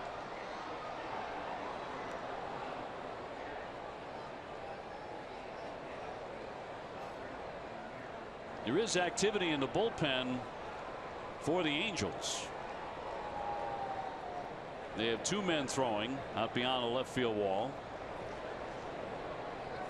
Sox bullpen is quiet here in the 6th. And the 2-2 to Pedroia. Breaking ball, loop toward right, charging on Calhoun, and there to make the play. 2 up, 2 down. Right in front of Xander Bogaerts. You see a lot of gentle outs when Weaver's pitching, and he's pitching well as he is tonight. Yeah, he just gets you fooled out on your front foot, off the end of your bat, jam shots. Now, sometimes it can be more fun to watch a guy like Weaver pitch, because you know when he is doing a good job, he's pitching, he's hitting the spots, he's fooling guys, he's tricking you. He doesn't have the ability to just blow you away. No, in fact, when he's in trouble, he throws slower. Yeah, he goes softer. He does. Xander Bogaerts now. Third time tonight for Xander. He has struck out and flied out, 0 for 2. Since the start of last season, as you look at their bullpen, only Jose Altuve has more hits than Xander Bogaerts, and not too many more, about 9 or 10 more.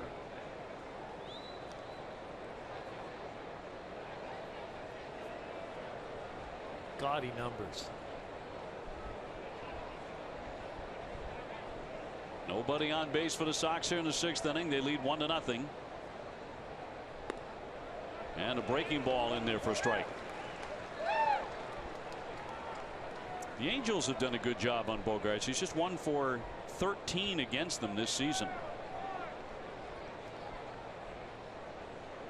He just ate alive the Tigers and the Twins. Sit down. That's going to be popped into left center field for a base hit. So he'll take the single. His first hit of the ball game, and that gives Xander Bogaerts a 10-game hitting streak. Once again, as we talked about, not too bad a pitch by Weaver here, down and away from Bogaerts. He just goes down there. Watch how far Bogaerts has leaned out over the plate to reach that pitch, and then dump it into left center field for a hit. Not scalded, but it looks good. 6th hit for the Sox. Jared Weaver's pitching line is brought to you by your Eastern Lexus dealers. So 5 2/3. He's given up the 1 earned run, but he is up to 99 pitches and has to face David Ortiz here. And Poppy has not made an out tonight, a walk and a single. 1-0 Boston. And a strike. With 76 miles an hour. You're waiting all night on that. Yes, you are.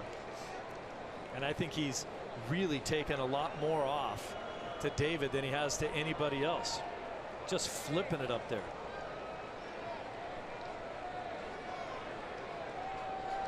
Two down and a man on.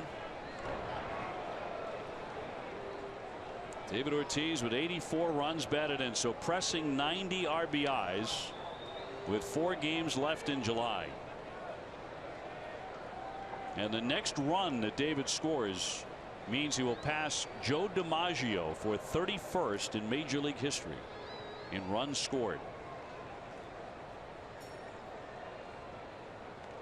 The accomplishments and the names of the people that he continues to pass is mind-boggling. It's the who's who of the greatness in this game.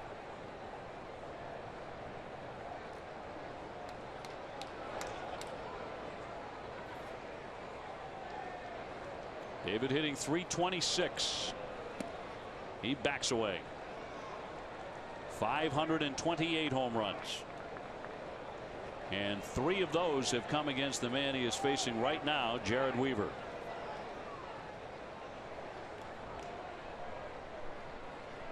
Well, we used to call it backlegging one. Just sit on that back leg and spin. Ortiz will ask for time and get it from Andy Fletcher.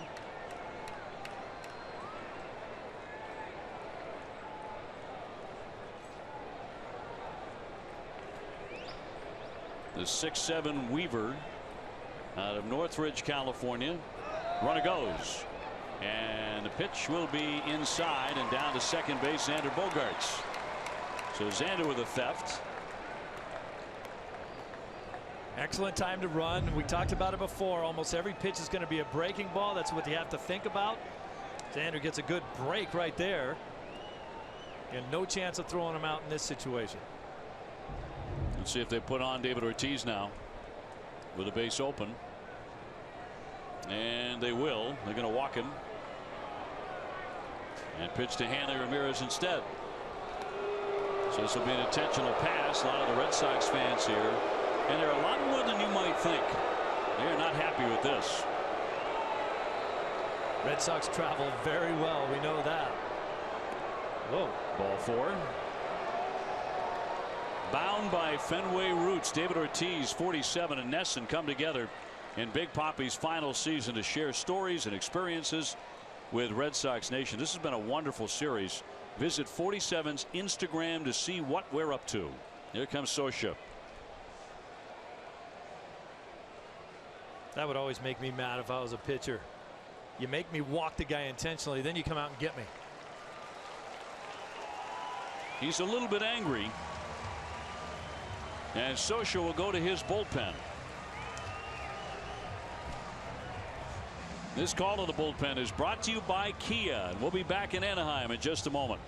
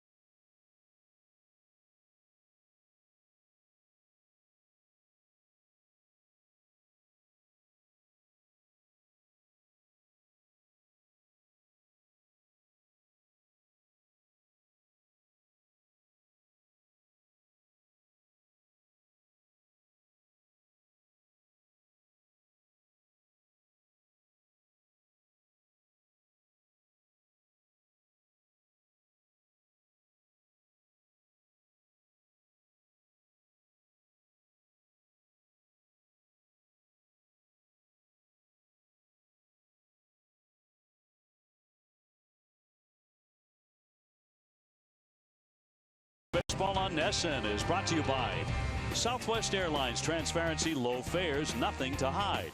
And by buyatoyota.com, Toyota's website for deals.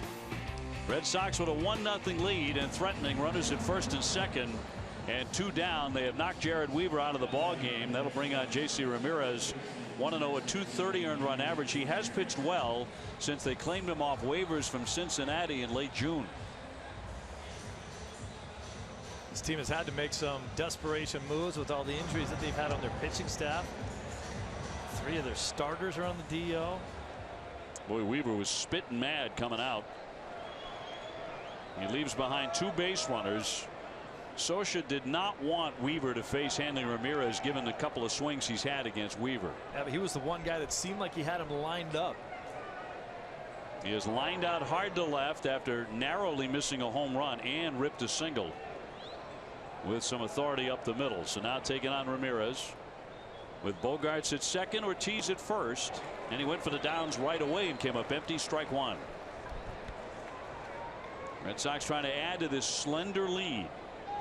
Price has been very tough to hit tonight. Red Sox beginning a long road swing out west of 11 games. Minnesota beat Baltimore earlier 6-2. Toronto is idle. That runs in. Sometimes Hanley will try to set up a pitcher, take a wild swing, trying to pull the ball early on, and then for the rest of the at bat, look away. Look for them to try to go down and away and come into his area where his best swing is to the opposite field. Hanley 6 for 9 against the Angel pitching staff this season. Bogaerts at second, Ortiz leading off first after the intentional pass, and the 1-1 will not be made.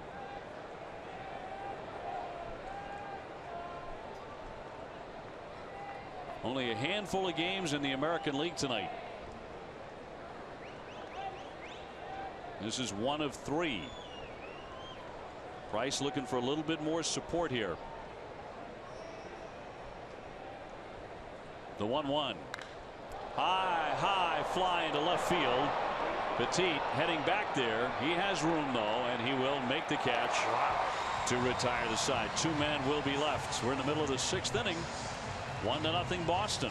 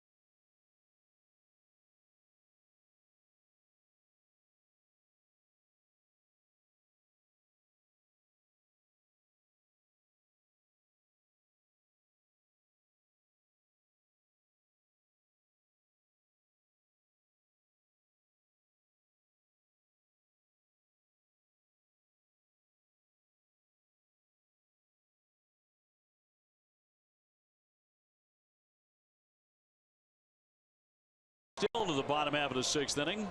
Price's pitching line brought to you by Ace Ticket. Through 5, he is not allowed to run. Walked only 1. Calhoun went for the downs, and he swings and misses. He bunted for a single in the 4th inning. You can see he's a home run hitter. He comes out of his shoes most of the time. He's also struck out. He'll be followed by Trout and then Pujols. They've really modified that little shift on Calhoun. Not so much anymore.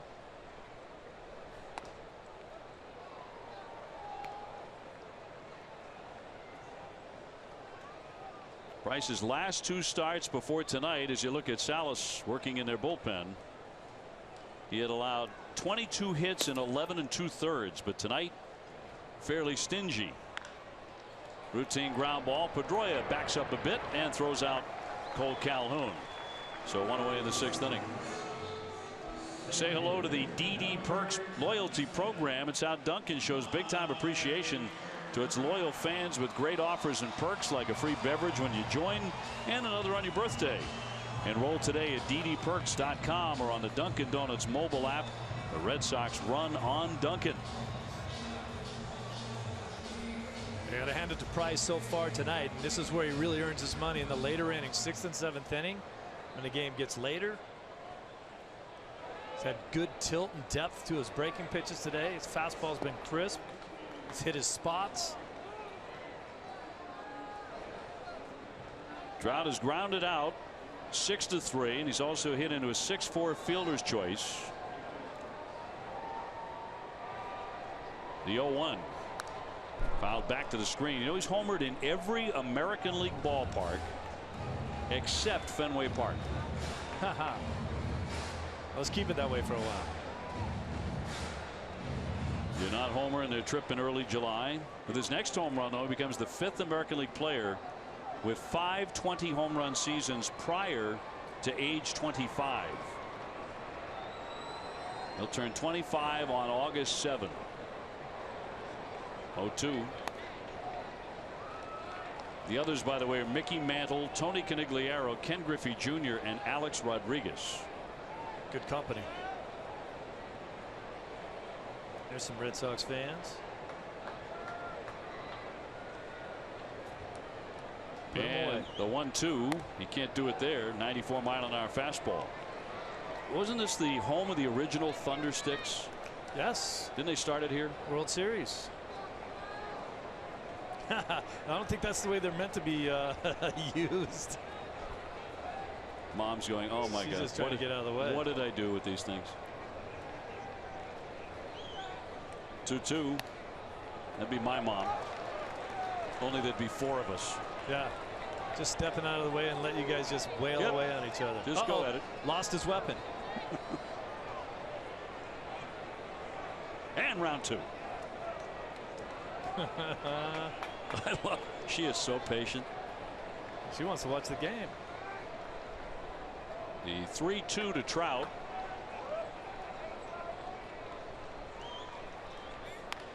And a ground ball right at Bogaerts, who hoovers that up and gets him. 2 up, 2 down. Let's get out to Garen Austin.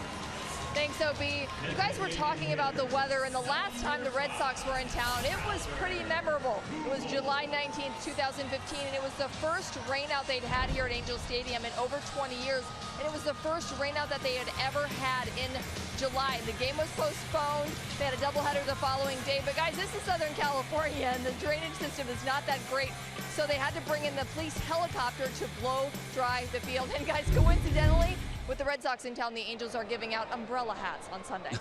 That figures. Thanks, Garen. Well, that was nasty last year. It's so unexpected here.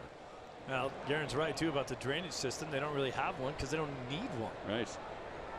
Pujols, the battery's 1 for 2. That thing never gets used. I had a rain delay in San Diego one year, many years ago, broadcasting the Marlins, and they never moved that tarp. And when they did, when they pulled it out because it was raining hard enough to stop play, a family of skunks went running out. Oh no! And I think there was like 4th generation family of scouts because they were never disturbed.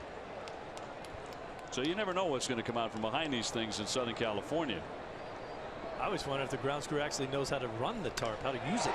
Fly center field. Jackie Bradley there though to make the catch and a dipping fly ball, and that'll do it.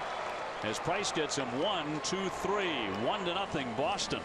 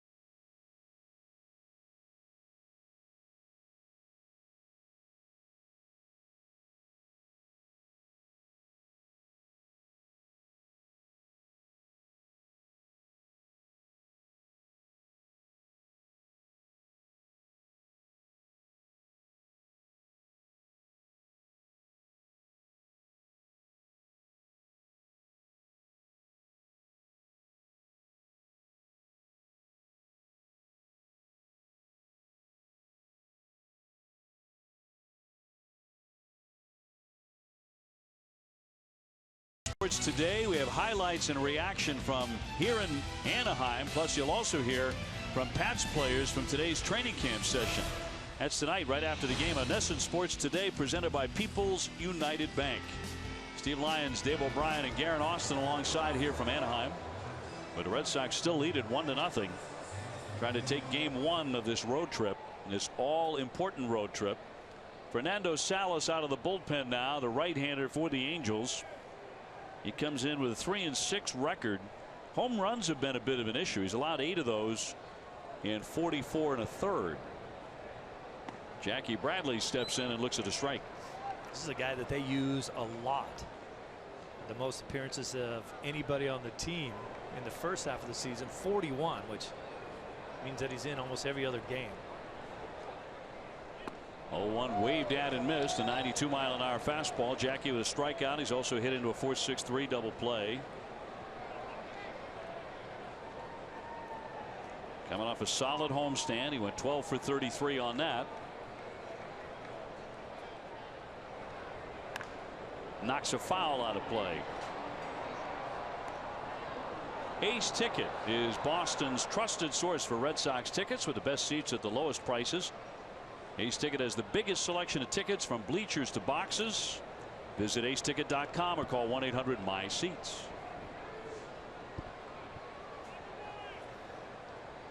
Into the dirt to make it 1-2 on JBJ.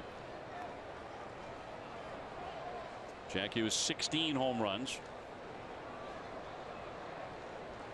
We were talking about it earlier that, you know, in this modern age with iPads and iPhones, everything, communication is instant and seamless, as this one has topped up the first base line, snagged by Marte, and he'll tag out Jackie Bradley. But you know, we kind of go the old-fashioned way in our booth. Alan, our stage manager, this is how he gets me the announcements. And then he picks on Steve.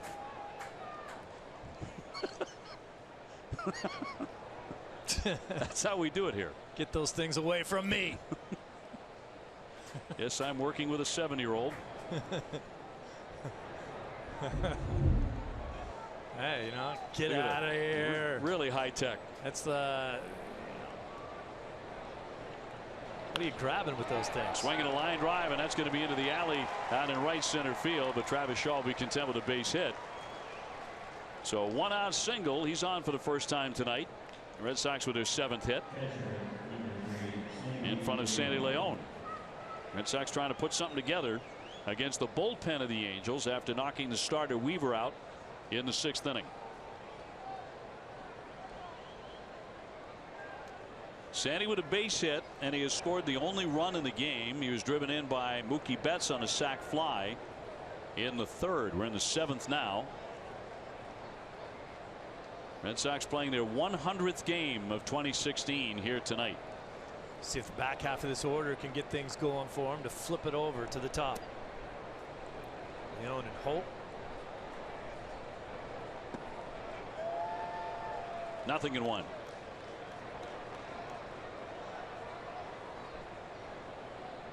Minnesota winners over the Orioles tonight. 6-2 the final. So the Sox can pull back to within a game and a half. If that happens, they would tie Toronto for 2nd place, both a game and a half behind, because Toronto's idle, and they would pick up half a game in the standings. Yeah, Toronto had a lot more games played there. About time they had a night off.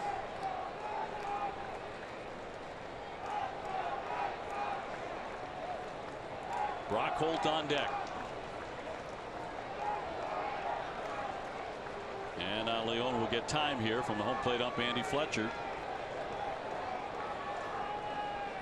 Southern California at night can be very tough conditions to hit in, because the ball does not carry much. Doesn't matter if it's here or Dodger Stadium. Yeah, we figured maybe we'd see a little more carry tonight because of the heat. The wind is blowing out lightly to center field, but these ballparks play big at nighttime. Daytime, different story. Have a day game here on Sunday. Here comes the 1-2 to Sandy. Got a piece.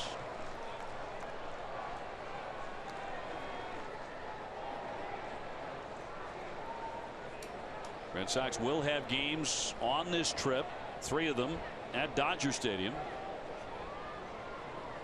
Sox have gone 8-3 against the National League and have the Dodgers, Arizona, and San Diego left to play among National League opponents. 1-2 toward the middle. Weird play. The flip got the out there, back to first, but not in time. Very athletic play up the middle to get an out, and there are 2 away. That was something to see. You see Simmons, the shortstop, having to come all the way back across. Because of this shift, look at where you have to come as a second baseman to come and make that play. No chance at turning it over. Simmons with the flip. Giavotella all the way from his position on the shift to get all the way back to second base to cover, just to turn it over. Sends up Brock Holt, who has singled and lined to the second baseman. So twice he's hit the ball pretty hard. And he looks at a pitch inside and down low for ball 1.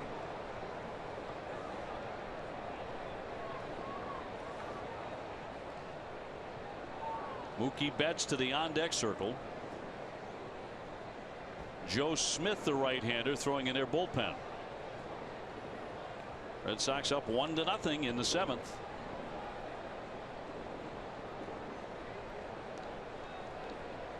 Trying to shake off a disappointing homestand. That drifted away. 2-0. You know, Dave, I think you're going to start to see teams shift less and less. I think hitters are getting better at beating it. I think that when you look at a lot of the plays that happen, sometimes you're like, well, if we weren't in a shift, we'd have come out better. That was probably a double play ball if you're not in a shift.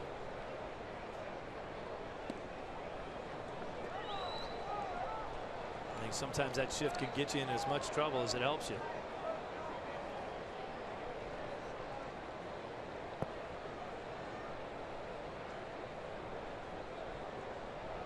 Leon, the runner at first base with 2 down. A 3-0 pitch now to Brock Holt.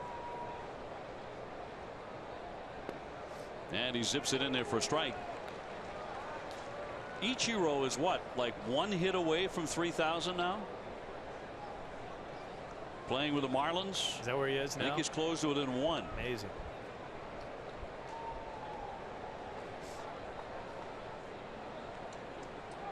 Said some career. The 3-1 fouled back by Brock Holt. A good rip. Got a good pitch to hit too. Oh, you remember when he came to the United States, when he came from Japan and started playing with Seattle. You remember what an incredible first several seasons he had. Remember he had 262 hits one year. Won Rookie of the Year and MVP in the same season. Yes, of course, he did. That's the only way you can do that. You can't win Rookie of the Year in your second season. You can only win it once, Steve. Yeah. You add the MVP to that on the same season. Pretty darn good. Runner goes 3-2. Salas will gun to get him, and that will retire the side. So the Red Sox will strand 1. We're in the middle of the 7th inning in Anaheim. 1-0 Boston.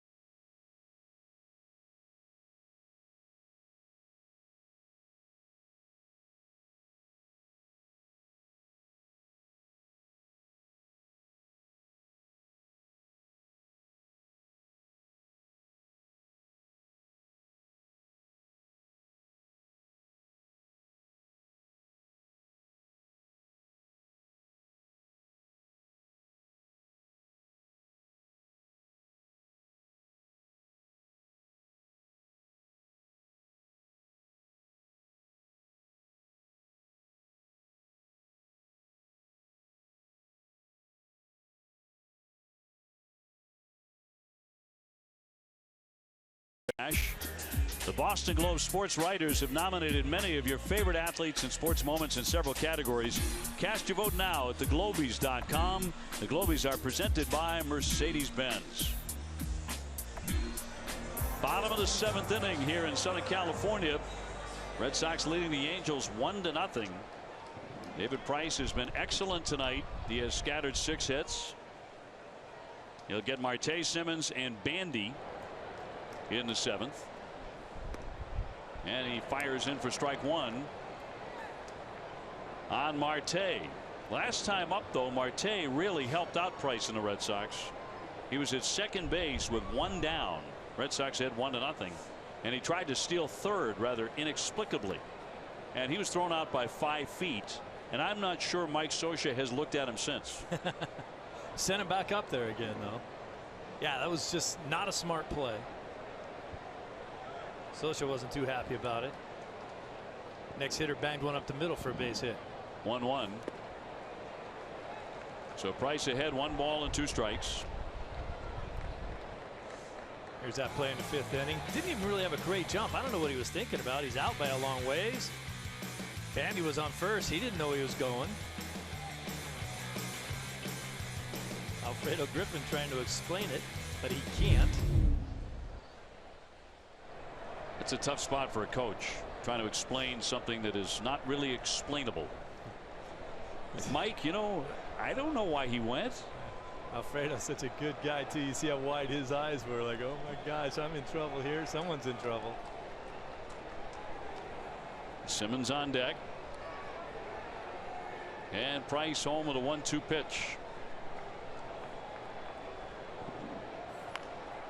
Nubbed along the first base line, charged by Hanley Ramirez. That'll be an easy out. 1 away in the 7th. First baseman unassisted. It has not been a big strikeout night for Price. He got Calhoun in the 1st inning. Giavotella in the 3rd inning. Pujols looking in the 4th inning. And he struck out Simmons in the 5th inning. So only 4 strikeouts. But as is usually the case with the left-hander, he has stayed away from walks. He's only walked 1 man. So his control has been very good. Here's Simmons. He has grounded a short and struck out. And swinging a hot bat, 385 over the last 5 weeks. He'll take one in there for a strike. The only run in the game scored in the 3rd inning, Steve, and the Red Sox got that on a sac fly by Mookie Betts. That's been it. This is where a little understanding of the lineup you're pitching to will go a long way. You can afford to challenge this back half a little bit more, like Simmons, with just 1 home run on the year. He's not really a threat to take you deep. So far, frankly, it's the kind of game you expected to see on a regular basis from Price. When he signed with the Red Sox, leading 1-0, looks like a man in command.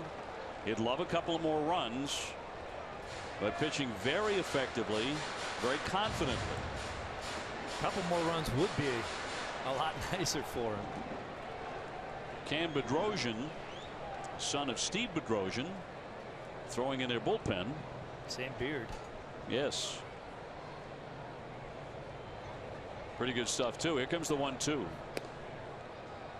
All even here on Simmons. Jet Bandy is on deck.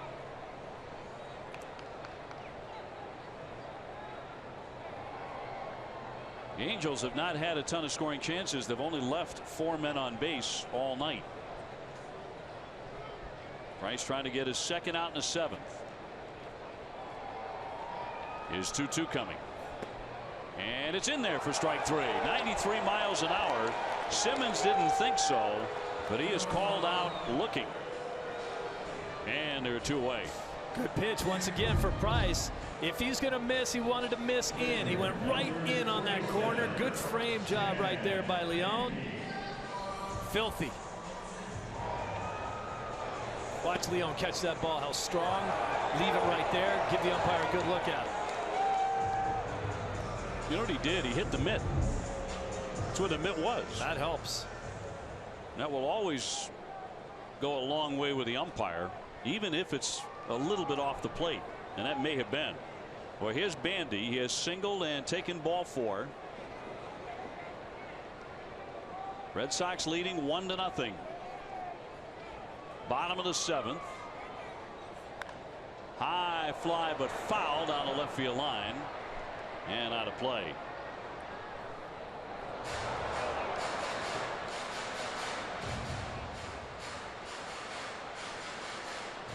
Tomorrow at 9, don't miss Red Sox first pitch, presented by Joseph Abboud, available at Men's Warehouse. Adam Pellerin and Dennis Eckersley will analyze the Sox needs heading into the trade deadline. Dave Dombrowski, Mike Hazen. They're analyzing the team's needs as well.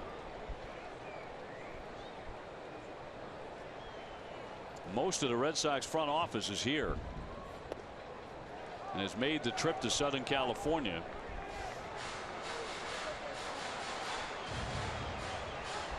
I mean just about everybody. One of Price's most dangerous weapons tonight, especially to the right-handers, as you look at the Red Sox brass there in the owner's booth, is this pitch down and into the righties. But problem with that is that's where Bandy likes the ball, down and in. So you may have to revise what you're thinking about to get him out. We go to the 8th inning. The Red Sox will have the top of the order up. It'll be Betts, Pedroia, Bogaerts, and then if anybody reaches, David Ortiz.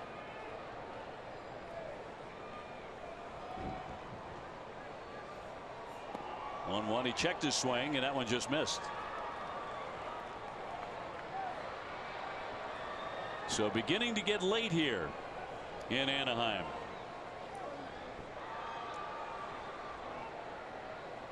Which, depending on when you join the traffic, could be what, 40 minutes from downtown LA or 2.5 hours from downtown LA. Or maybe even longer. The 2-1. A strike. You know this area very well. Yep.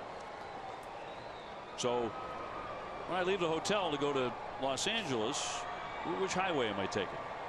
Well, from over here, you're gonna have to get on I-5, or you want to get over the 405, but you really don't want to be on the 405. You don't want to be on the 405. You don't want to be on the 405, so you go to 110 straight into LA. 110 straight, and a comebacker.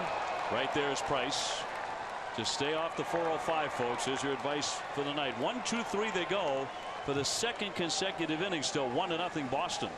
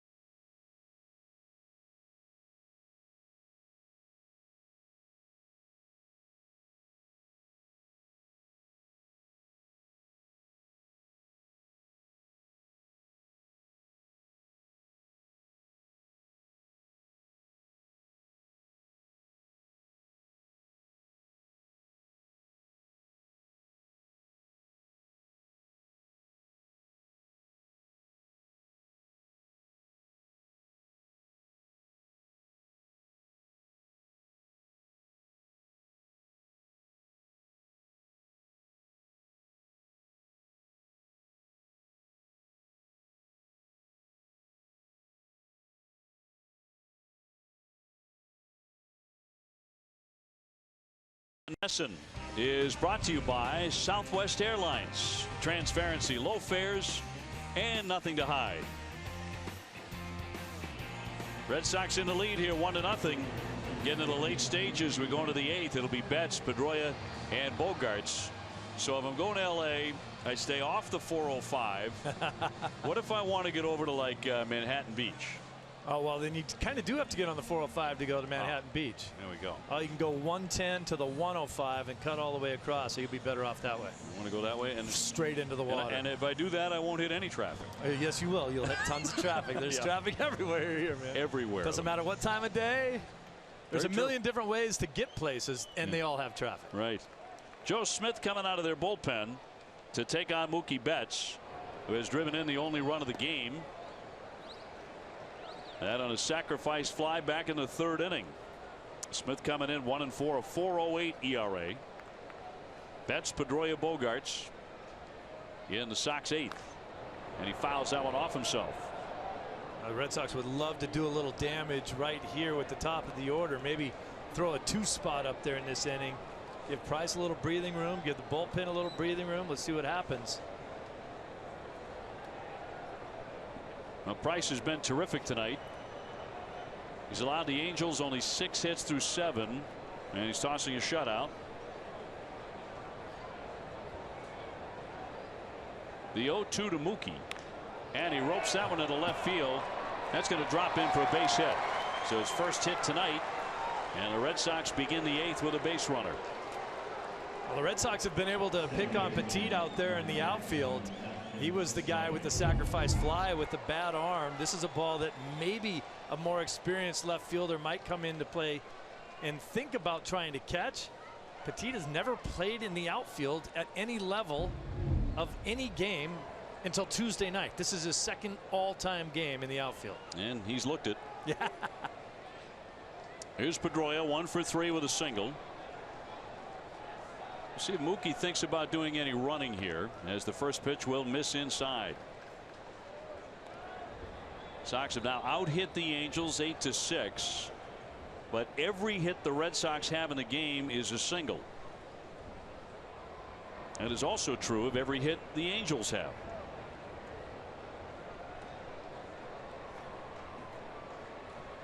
Joe Smith has a very funky delivery out of his stretch. Kind of hesitates with that left foot, picks it up, puts it back down, and then delivers the pitch. Almost loads up on it.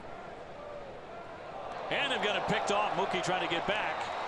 Simmons running at him. The tag, and he is out. So Betts erased as he is picked off. We had a pretty good view of Smith's left foot too, and it did kind of look like he picked it up and then picked him off. Could almost understand how you can get picked off in that situation. It almost looked like a balk to me. Let you pick his foot up and then turn and throw. Seems to me you're not supposed to be able to do that.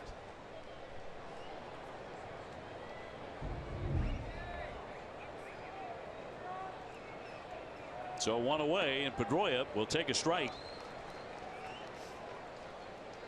Smith's a pretty cagey guy. Apparently a pretty good basketball player too. He attended a Golden State Warriors practice with some of his Angel teammates back in April, and he defeated 2-time NBA MVP Steph Curry in a shortened game of horse, which was Pig, P-I-G. Oh, Pig, there you go.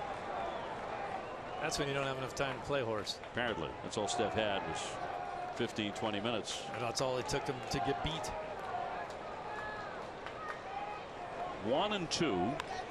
Poke foul out of play to the right, and a nice catch made by a young fan. Take a bow. Take more than one. This is where Mookie might have gotten messed up a little bit with Joe Smith's delivery. That left foot, a lot of extra movement before he delivers a pitch. Bounding ball to the second baseman, Giavotella. 2 down here in the 8th inning. You know, Speedway is proud to be New England's first choice for value and convenience, and for every Sox home run this season, Speedway donates to Boston Children's Hospital. All summer long, stop by at Speedway and get any size fountain or frozen drink for just 69 cents.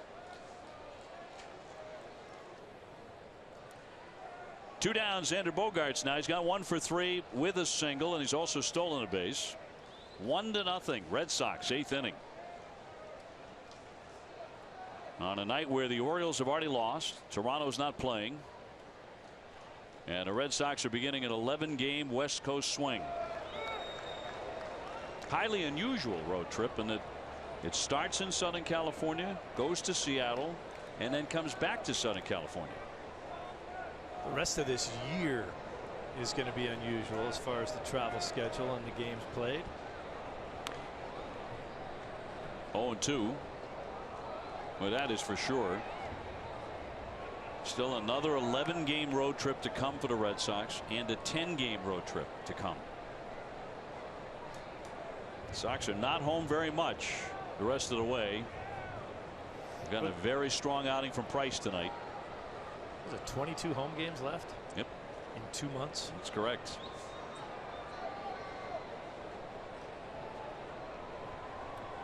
Smith with the 0-2. David Ortiz on deck. I don't know if you believe in a little bit of an omen, but that last ball that Bogaerts fouled off, it went right to Pujols on the bench for the Angels. He grabbed it, turned around, threw it into the stands, and a kid with a Bogaerts uniform caught it. And Bogey's at the plate. Yep. Maybe good things will happen. Karma. We shall see. He's down 2 strikes. Swung on a foul tip that he's barely alive. And Xander hangs in. Tonight he has run his hitting streak to 10 in a row with a base hit.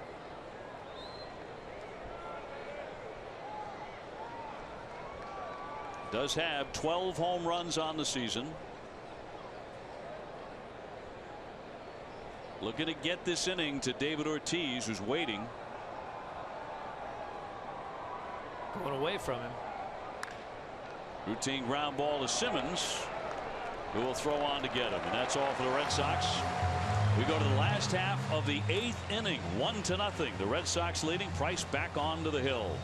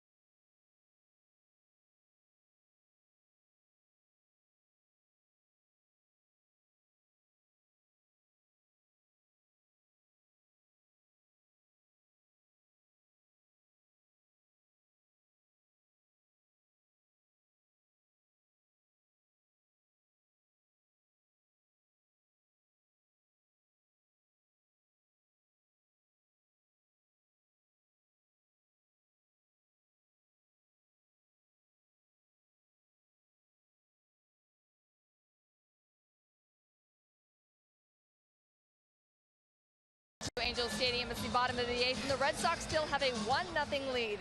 The trade deadline is coming up on Monday afternoon, and NESN has you covered. Tom Caron will host a live 2-hour trade deadline special starting at 3:30. And guys, I was talking with Travis Shaw about this earlier, and he said you can't listen to all the talk. Trades will be made. You just got to focus on what you need to do. Well, that's it, right? They're all saying that. They're all saying one day at a time. That's exactly what Dustin Pedroia said about this road trip. He's not even looking at the schedule. Says, I know there are 162 on there, Petit leading off here in the last half of the 8th inning as he loops a foul out of play. 1-0 Red Sox. Obviously, it might be a little more disheartening for some of the guys that keep hearing their names as potential trades. Other guys don't really worry too much about it. They never hear their name. Hey, I'm not going anywhere. I'm staying here. I mean, there's nobody on the Red Sox really, as far as the roster that's assembled, who could say they're hearing their name very much, right? Nope, not at all. You are, however, hearing a lot of names, pitching names on other ball clubs coming our way. We shall see. Meantime, Tazawa gets ready in the bullpen.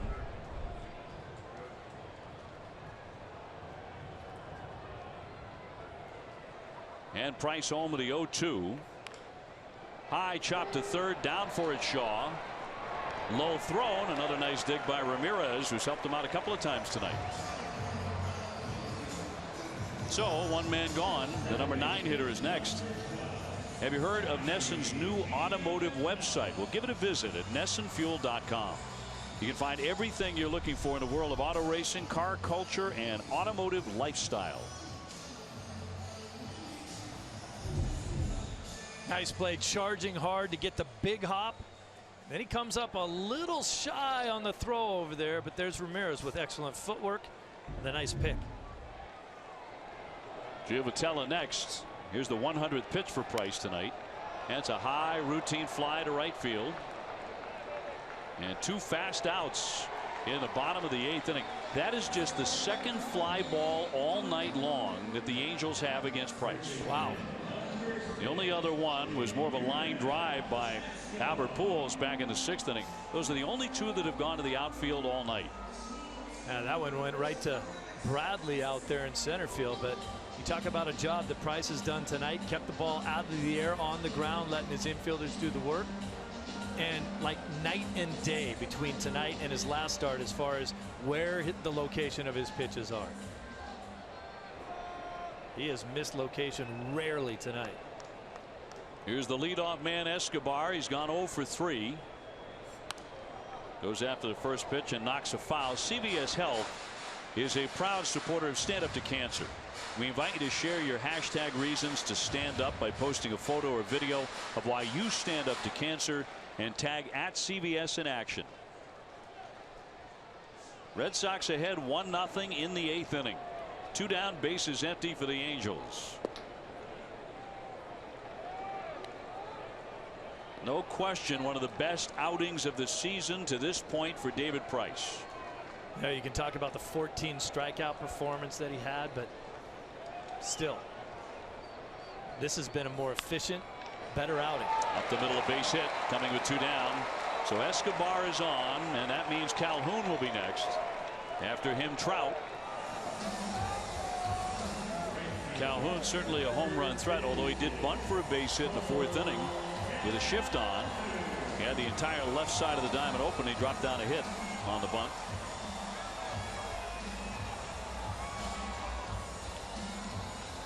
Calhoun with 10 home runs, 26 last year.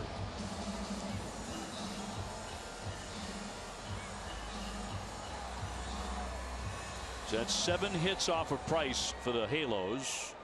And Bedrosian should be all warmed up. Yeah, he's been up enough. And Tazawa still throwing in the Red Sox bullpen.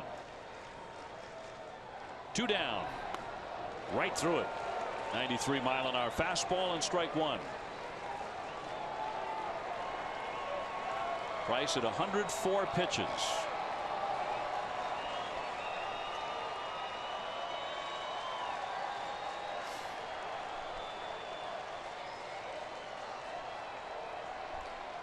Escobar on at first. And the 0-1 to the lefty hitting Slugger. Fastball away. Oh, that's nice. He missed with it. See, but that's fine to me. That's what he has to do. If he's going to miss, you got to miss away, miss off the plate. Don't miss out over. We've seen too many outings of him where he's missed out over the plate. That's a pitch that's enticing enough to swing at. You can get a called strike out of it. but you can't get hurt with it. The lefty's 1-1. He went for it and missed it. 1 ball, 2 strikes. Calhoun never gets cheated. Calhoun looking fastball, and he got it, just couldn't square it up. Now Price has a lot of weapons he can go to. You might think about burying that slider down and away from Calhoun. Let him take that same big swing on a pitch that he can't reach. Also has that changeup.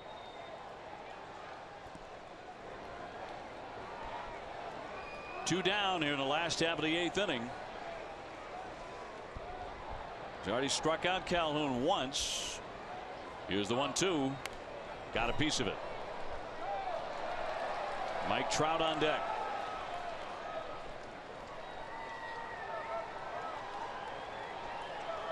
It is not a comforting thought. No.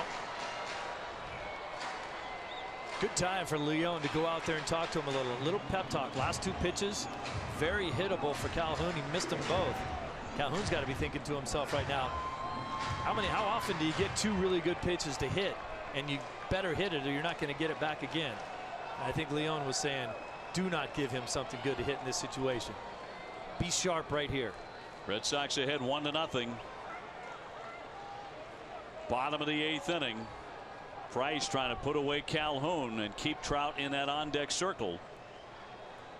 With a runner at first, here it comes, and he wouldn't chase it.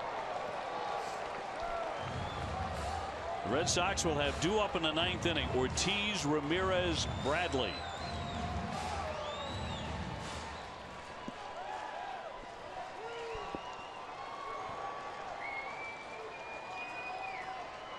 What do you think? Breaking ball? I'd like to see him throw that slider down and away. He's gone mostly hard stuff. Fastball away. 2-2 coming. And he got him. He struck him out at 94 miles an hour. Price has been outstanding. 1 man left. We go to the 9th. 1-0 Boston.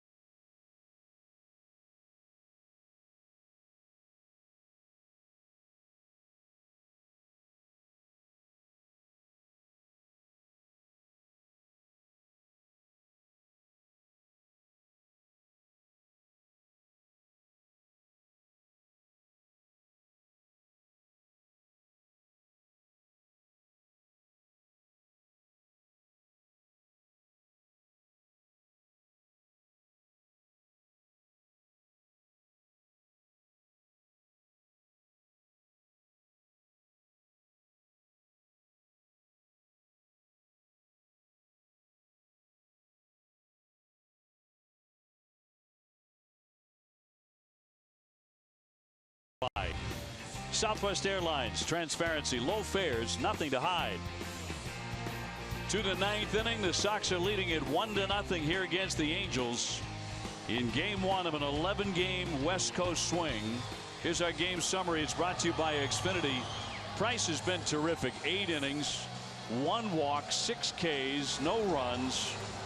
The only run in the game on a sacrifice fly from Mookie Betts.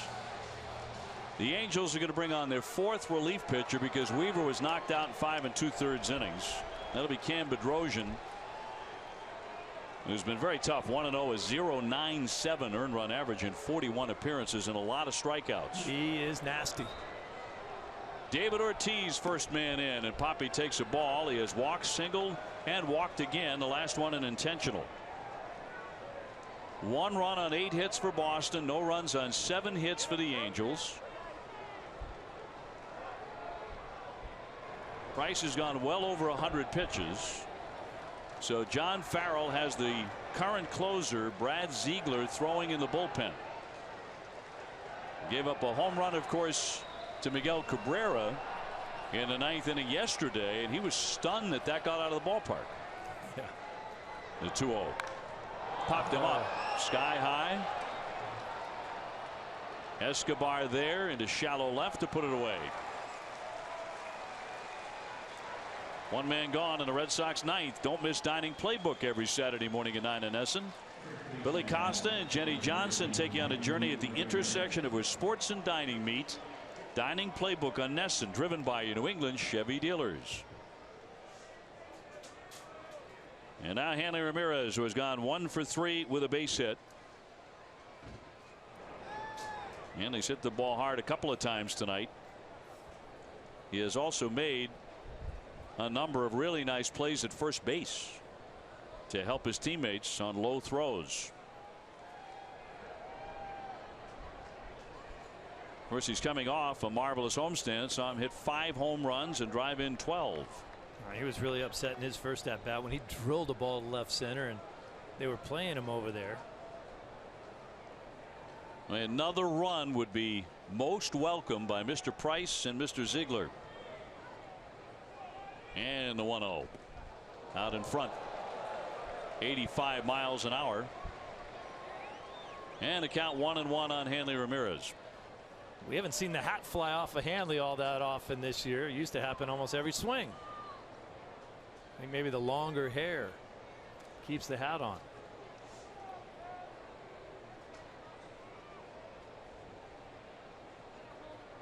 They told Hanley in the offseason that they thought he got a little big, like he was trying to hit home runs all the time. They wanted him to go back to being the line drive hitter that made him a good player. For the most part, he has done that this year. Now hitting .279, 13 homers. He's driven in 60. Jackie Bradley on deck.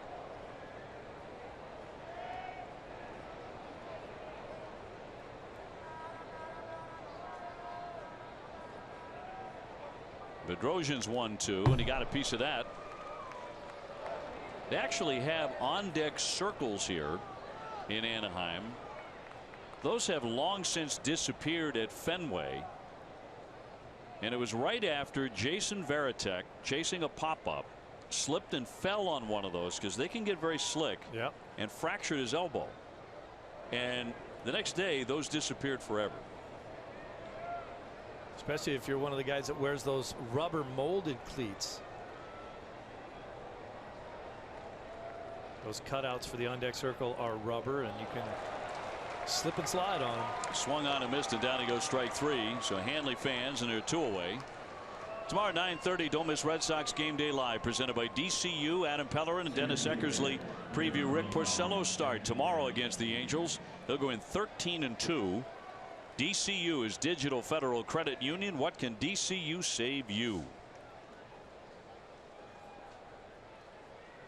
Jackie Bradley now. He's gone 0 for 3. A strikeout, a double play ball, and a grounder to first.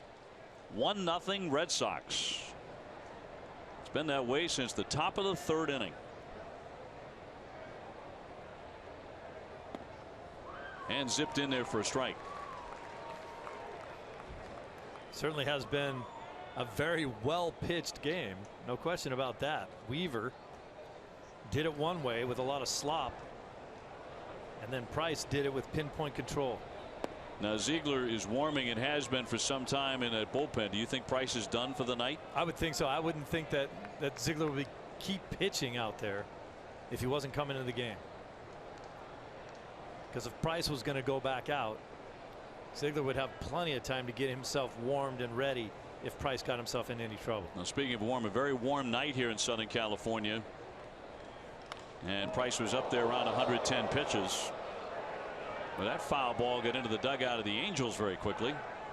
Excellent outing by Price, no question. He was outstanding, if in fact he is done. Get expert emergency care without leaving the ballpark at the Beth Israel Deaconess Medical Center First Aid Station, located behind Section 12 on the lower concourse. Visit bidmc.org. You would think that David Price did enough tonight. So now it'll be up to Brad Ziegler to lock it up. Looking at a 1-0 Red Sox victory as it is fouled away by Jackie Bradley. And due up in the bottom of the 9th inning for the Angels, Mike Trout, Albert Pujols, and Jeffrey Marte. So stay where you are. If you've hung in there this long back home in New England or wherever you're watching, but given the hour, it's 1 o'clock in the morning East Coast time. Thank you. Hang in a little bit longer. Why does it always seem when you're in a game like this and you come into the 9th, you are going to face the best of the best on the other team? 1-2 on Jackie. Red Sox have been unable to provide David Price any additional wiggle room after that 1 run in the 3rd. Travis Shaw is on deck.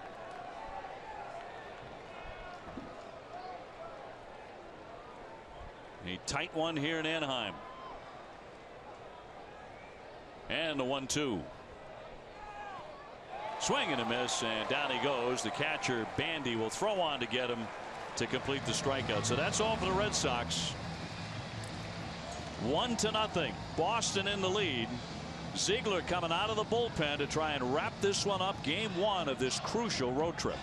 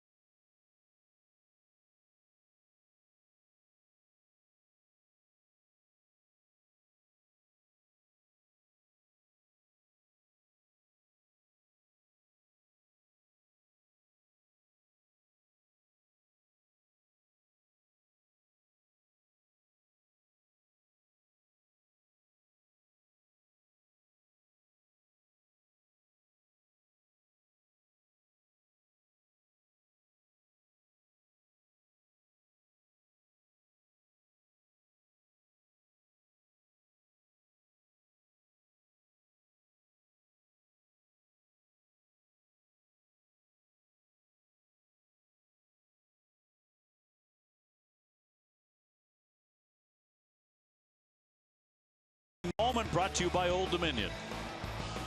Well, take a look at the excellent night by David Price and how he got his strikeouts. All different pitches, couple breaking balls. There's 2 fastballs right by guys. He did have extra zip on that fastball tonight. And more than anything, he threw the ball where he wanted to throw it. All about location tonight for David Price. Old Dominion Household Services, self-moving services that deliver. And so it's up to Brad Ziegler coming out of the bullpen facing Mike Trout here. Bottom of the 9th, 1-0 Sox. Red Sox with a chance to move back to a game and a half behind the Orioles, who lost earlier tonight. Trout has gone 0 for 3. It's a bounding ball toward third base. Long throw, dug again, but knocked down by Hanley Ramirez, and Trout's going to be safe at first base.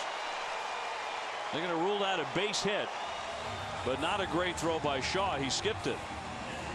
Well, Shaw knew that he was going to have to hurry after the big high hop. Now watch him speed everything up. Catch it, get rid of it. He didn't have a great grip on it. I don't know if Hanley could have picked that, whether Trout would have been out or not. You see, he had to wait for that big hop to come down. A big guy who really can haul up that line and rules himself safe, and he was. So the leadoff man is on, and Pujols, the batter, he's gone 1 for 3 with a single. Ziegler, of course, coming off a loss yesterday against Detroit. The runner goes, and it swung on a chopped foul. They had Trout in motion. Well, that's strictly because Ziegler's pitching. With the underhand delivery that he has, he's way slower to the plate. Trout has 17 stolen bases, but he generally runs when he knows he's going to be safe. These are situations that he doesn't run that often in. Ziegler's so much slower to home plate, he thinks he can get him. And the 0-1 to Pujols, the runner holding here, and that's in there for a strike. Now remember, Ziegler gets a ton of double plays. That is his stock and trade, and Pujols is an easy guy to double up. If he hits it on the ground right at somebody, it's over as far as the 2 outs to go. And Red Sox right now with a 1-0 lead, and nobody out. Line to the left. Holt coming on. It's going to drop in for a base hit. Trout into second. He will stop there. Back-to-back singles. And suddenly a runner in scoring position, representing the tying run. Well, you wonder about pitch location right there with 2 strikes. Too good a pitch to hit there when you have other options. So Ziegler suddenly in trouble and facing Marte, who's gone 1 for 3. Trout down to second. And nobody out.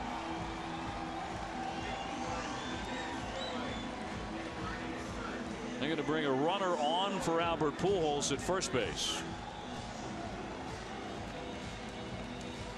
And that'll be Choi to run for Albert.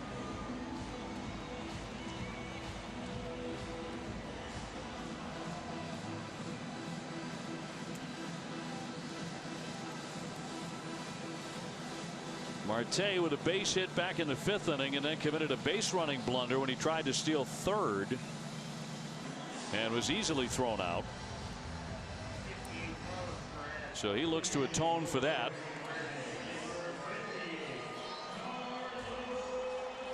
Now they're going to bring up a pinch hitter, Perez. Carlos Perez to step in and hit for Marte. Hitting just .221, but with 5 home runs. On Tuesday, he had a 4-hit game. Red Sox looking for the bunt. He squares the bunt and takes a strike. Hanley Ramirez charging in at first. I like the way Hanley charges in there. He knows that they're supposed to be trying to bunt the ball to Shaw. If they bunt the ball to Ramirez, it's a mistake. Hanley wants to put a little pressure on the hitter. Ziegler's been so good until yesterday and tonight, where suddenly he's scuffling. Here comes the 0-1.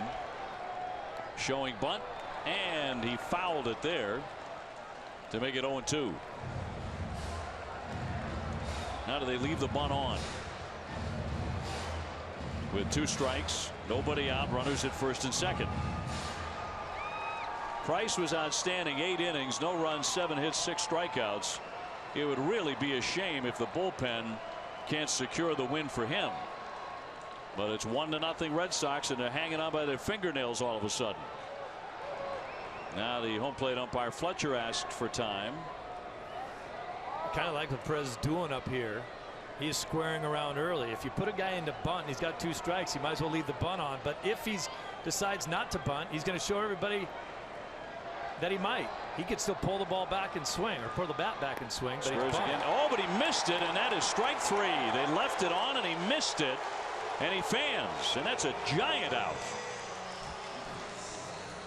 So bad job.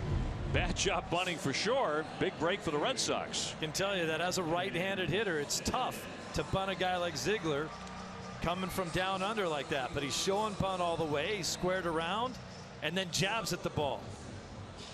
Bend your knees a little bit farther. It's not a strike, number 1. So Ziegler with a chance to end the ball game with a double play. And he leads all major league relievers in getting his opponent to ground into double play since 2008 with 108 of them. He's got Trout at second, Choi at first, Simmons the batter, and he's gone 0 for 3 with 2 strikeouts and a grounded to short, and the Red Sox would certainly take that grounded to short once again right here. On a base hit will score Trout. Red Sox outfielders have to play a little bit deeper because they can't afford a gapper and have Choi score from first. Game's over if that happens. 1 man out, and the first one is downstairs for ball 1.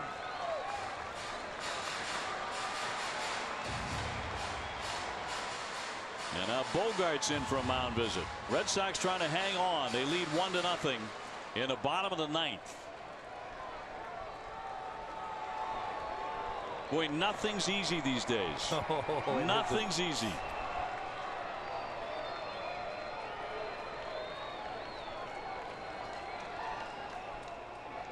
And the right-hander's 1-0 pitch. Line shot center field. Down for a base hit. They're going to hold Trout as Jackie Bradley fires in, and the bases are going to be loaded. That's the 3rd hit in the inning for the Angels. But the best possible situation for the Red Sox was that Simmons hit the ball hard to the outfield. One-hopped Bradley, and again the reputation of the Red Sox arms in the outfield saved a run right there.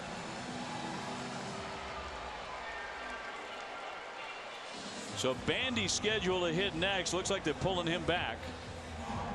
And Socha will go to his bench. They're all loaded up with 1 down as Trout hit the brakes.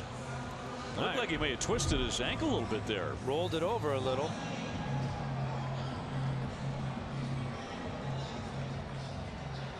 Now the Red Sox outfielders will actually move in a little bit, play maybe a little shorter than normal depth because you have to cut off the run at home plate from second base. Going to be Daniel Nava announced as the pinch hitter. He will hit for Bandy. Just .235, a home run. But they get a left-handed hitter up there, left-handed here. And no place to put him. Throughout the homestand, the Red Sox saw so many former Red Sox players come in with other teams and do damage. Yeah, particularly Detroit. And now Nava. Ziegler trying to survive. And it's line foul off third base. Not by much.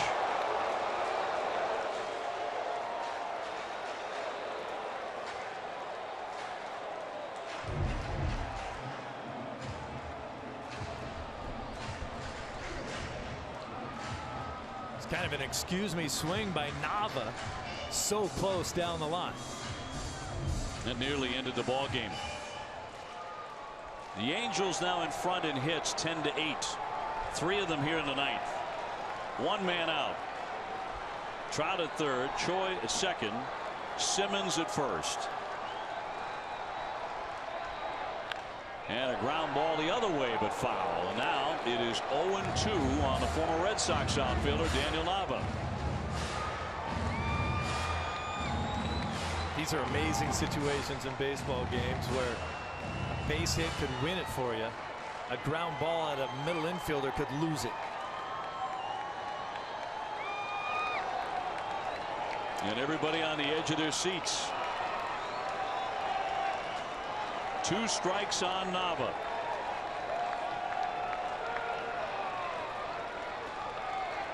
The 0-2. Ground ball. Hanley coming home with it, and he misfires. Trout is in. Here comes the second run. Choi scores, and the Angels break the Red Sox hearts tonight. They win it on a misfire by Hanley Ramirez.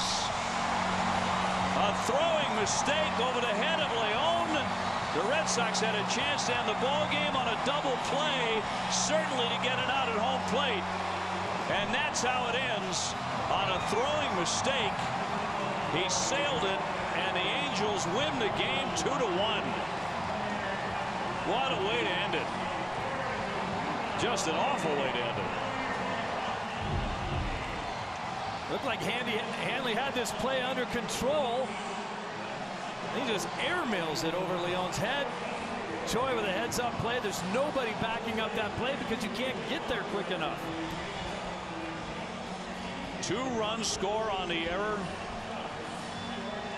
Leon had no chance. Trout sprawling in. Choi right behind him. Ball game. Just a dreadful loss. Red Sox led it virtually all night, 1-0.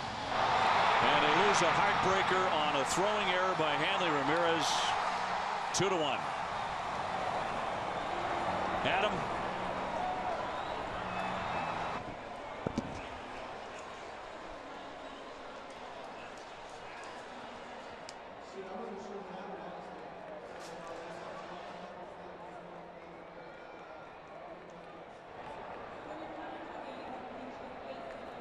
Always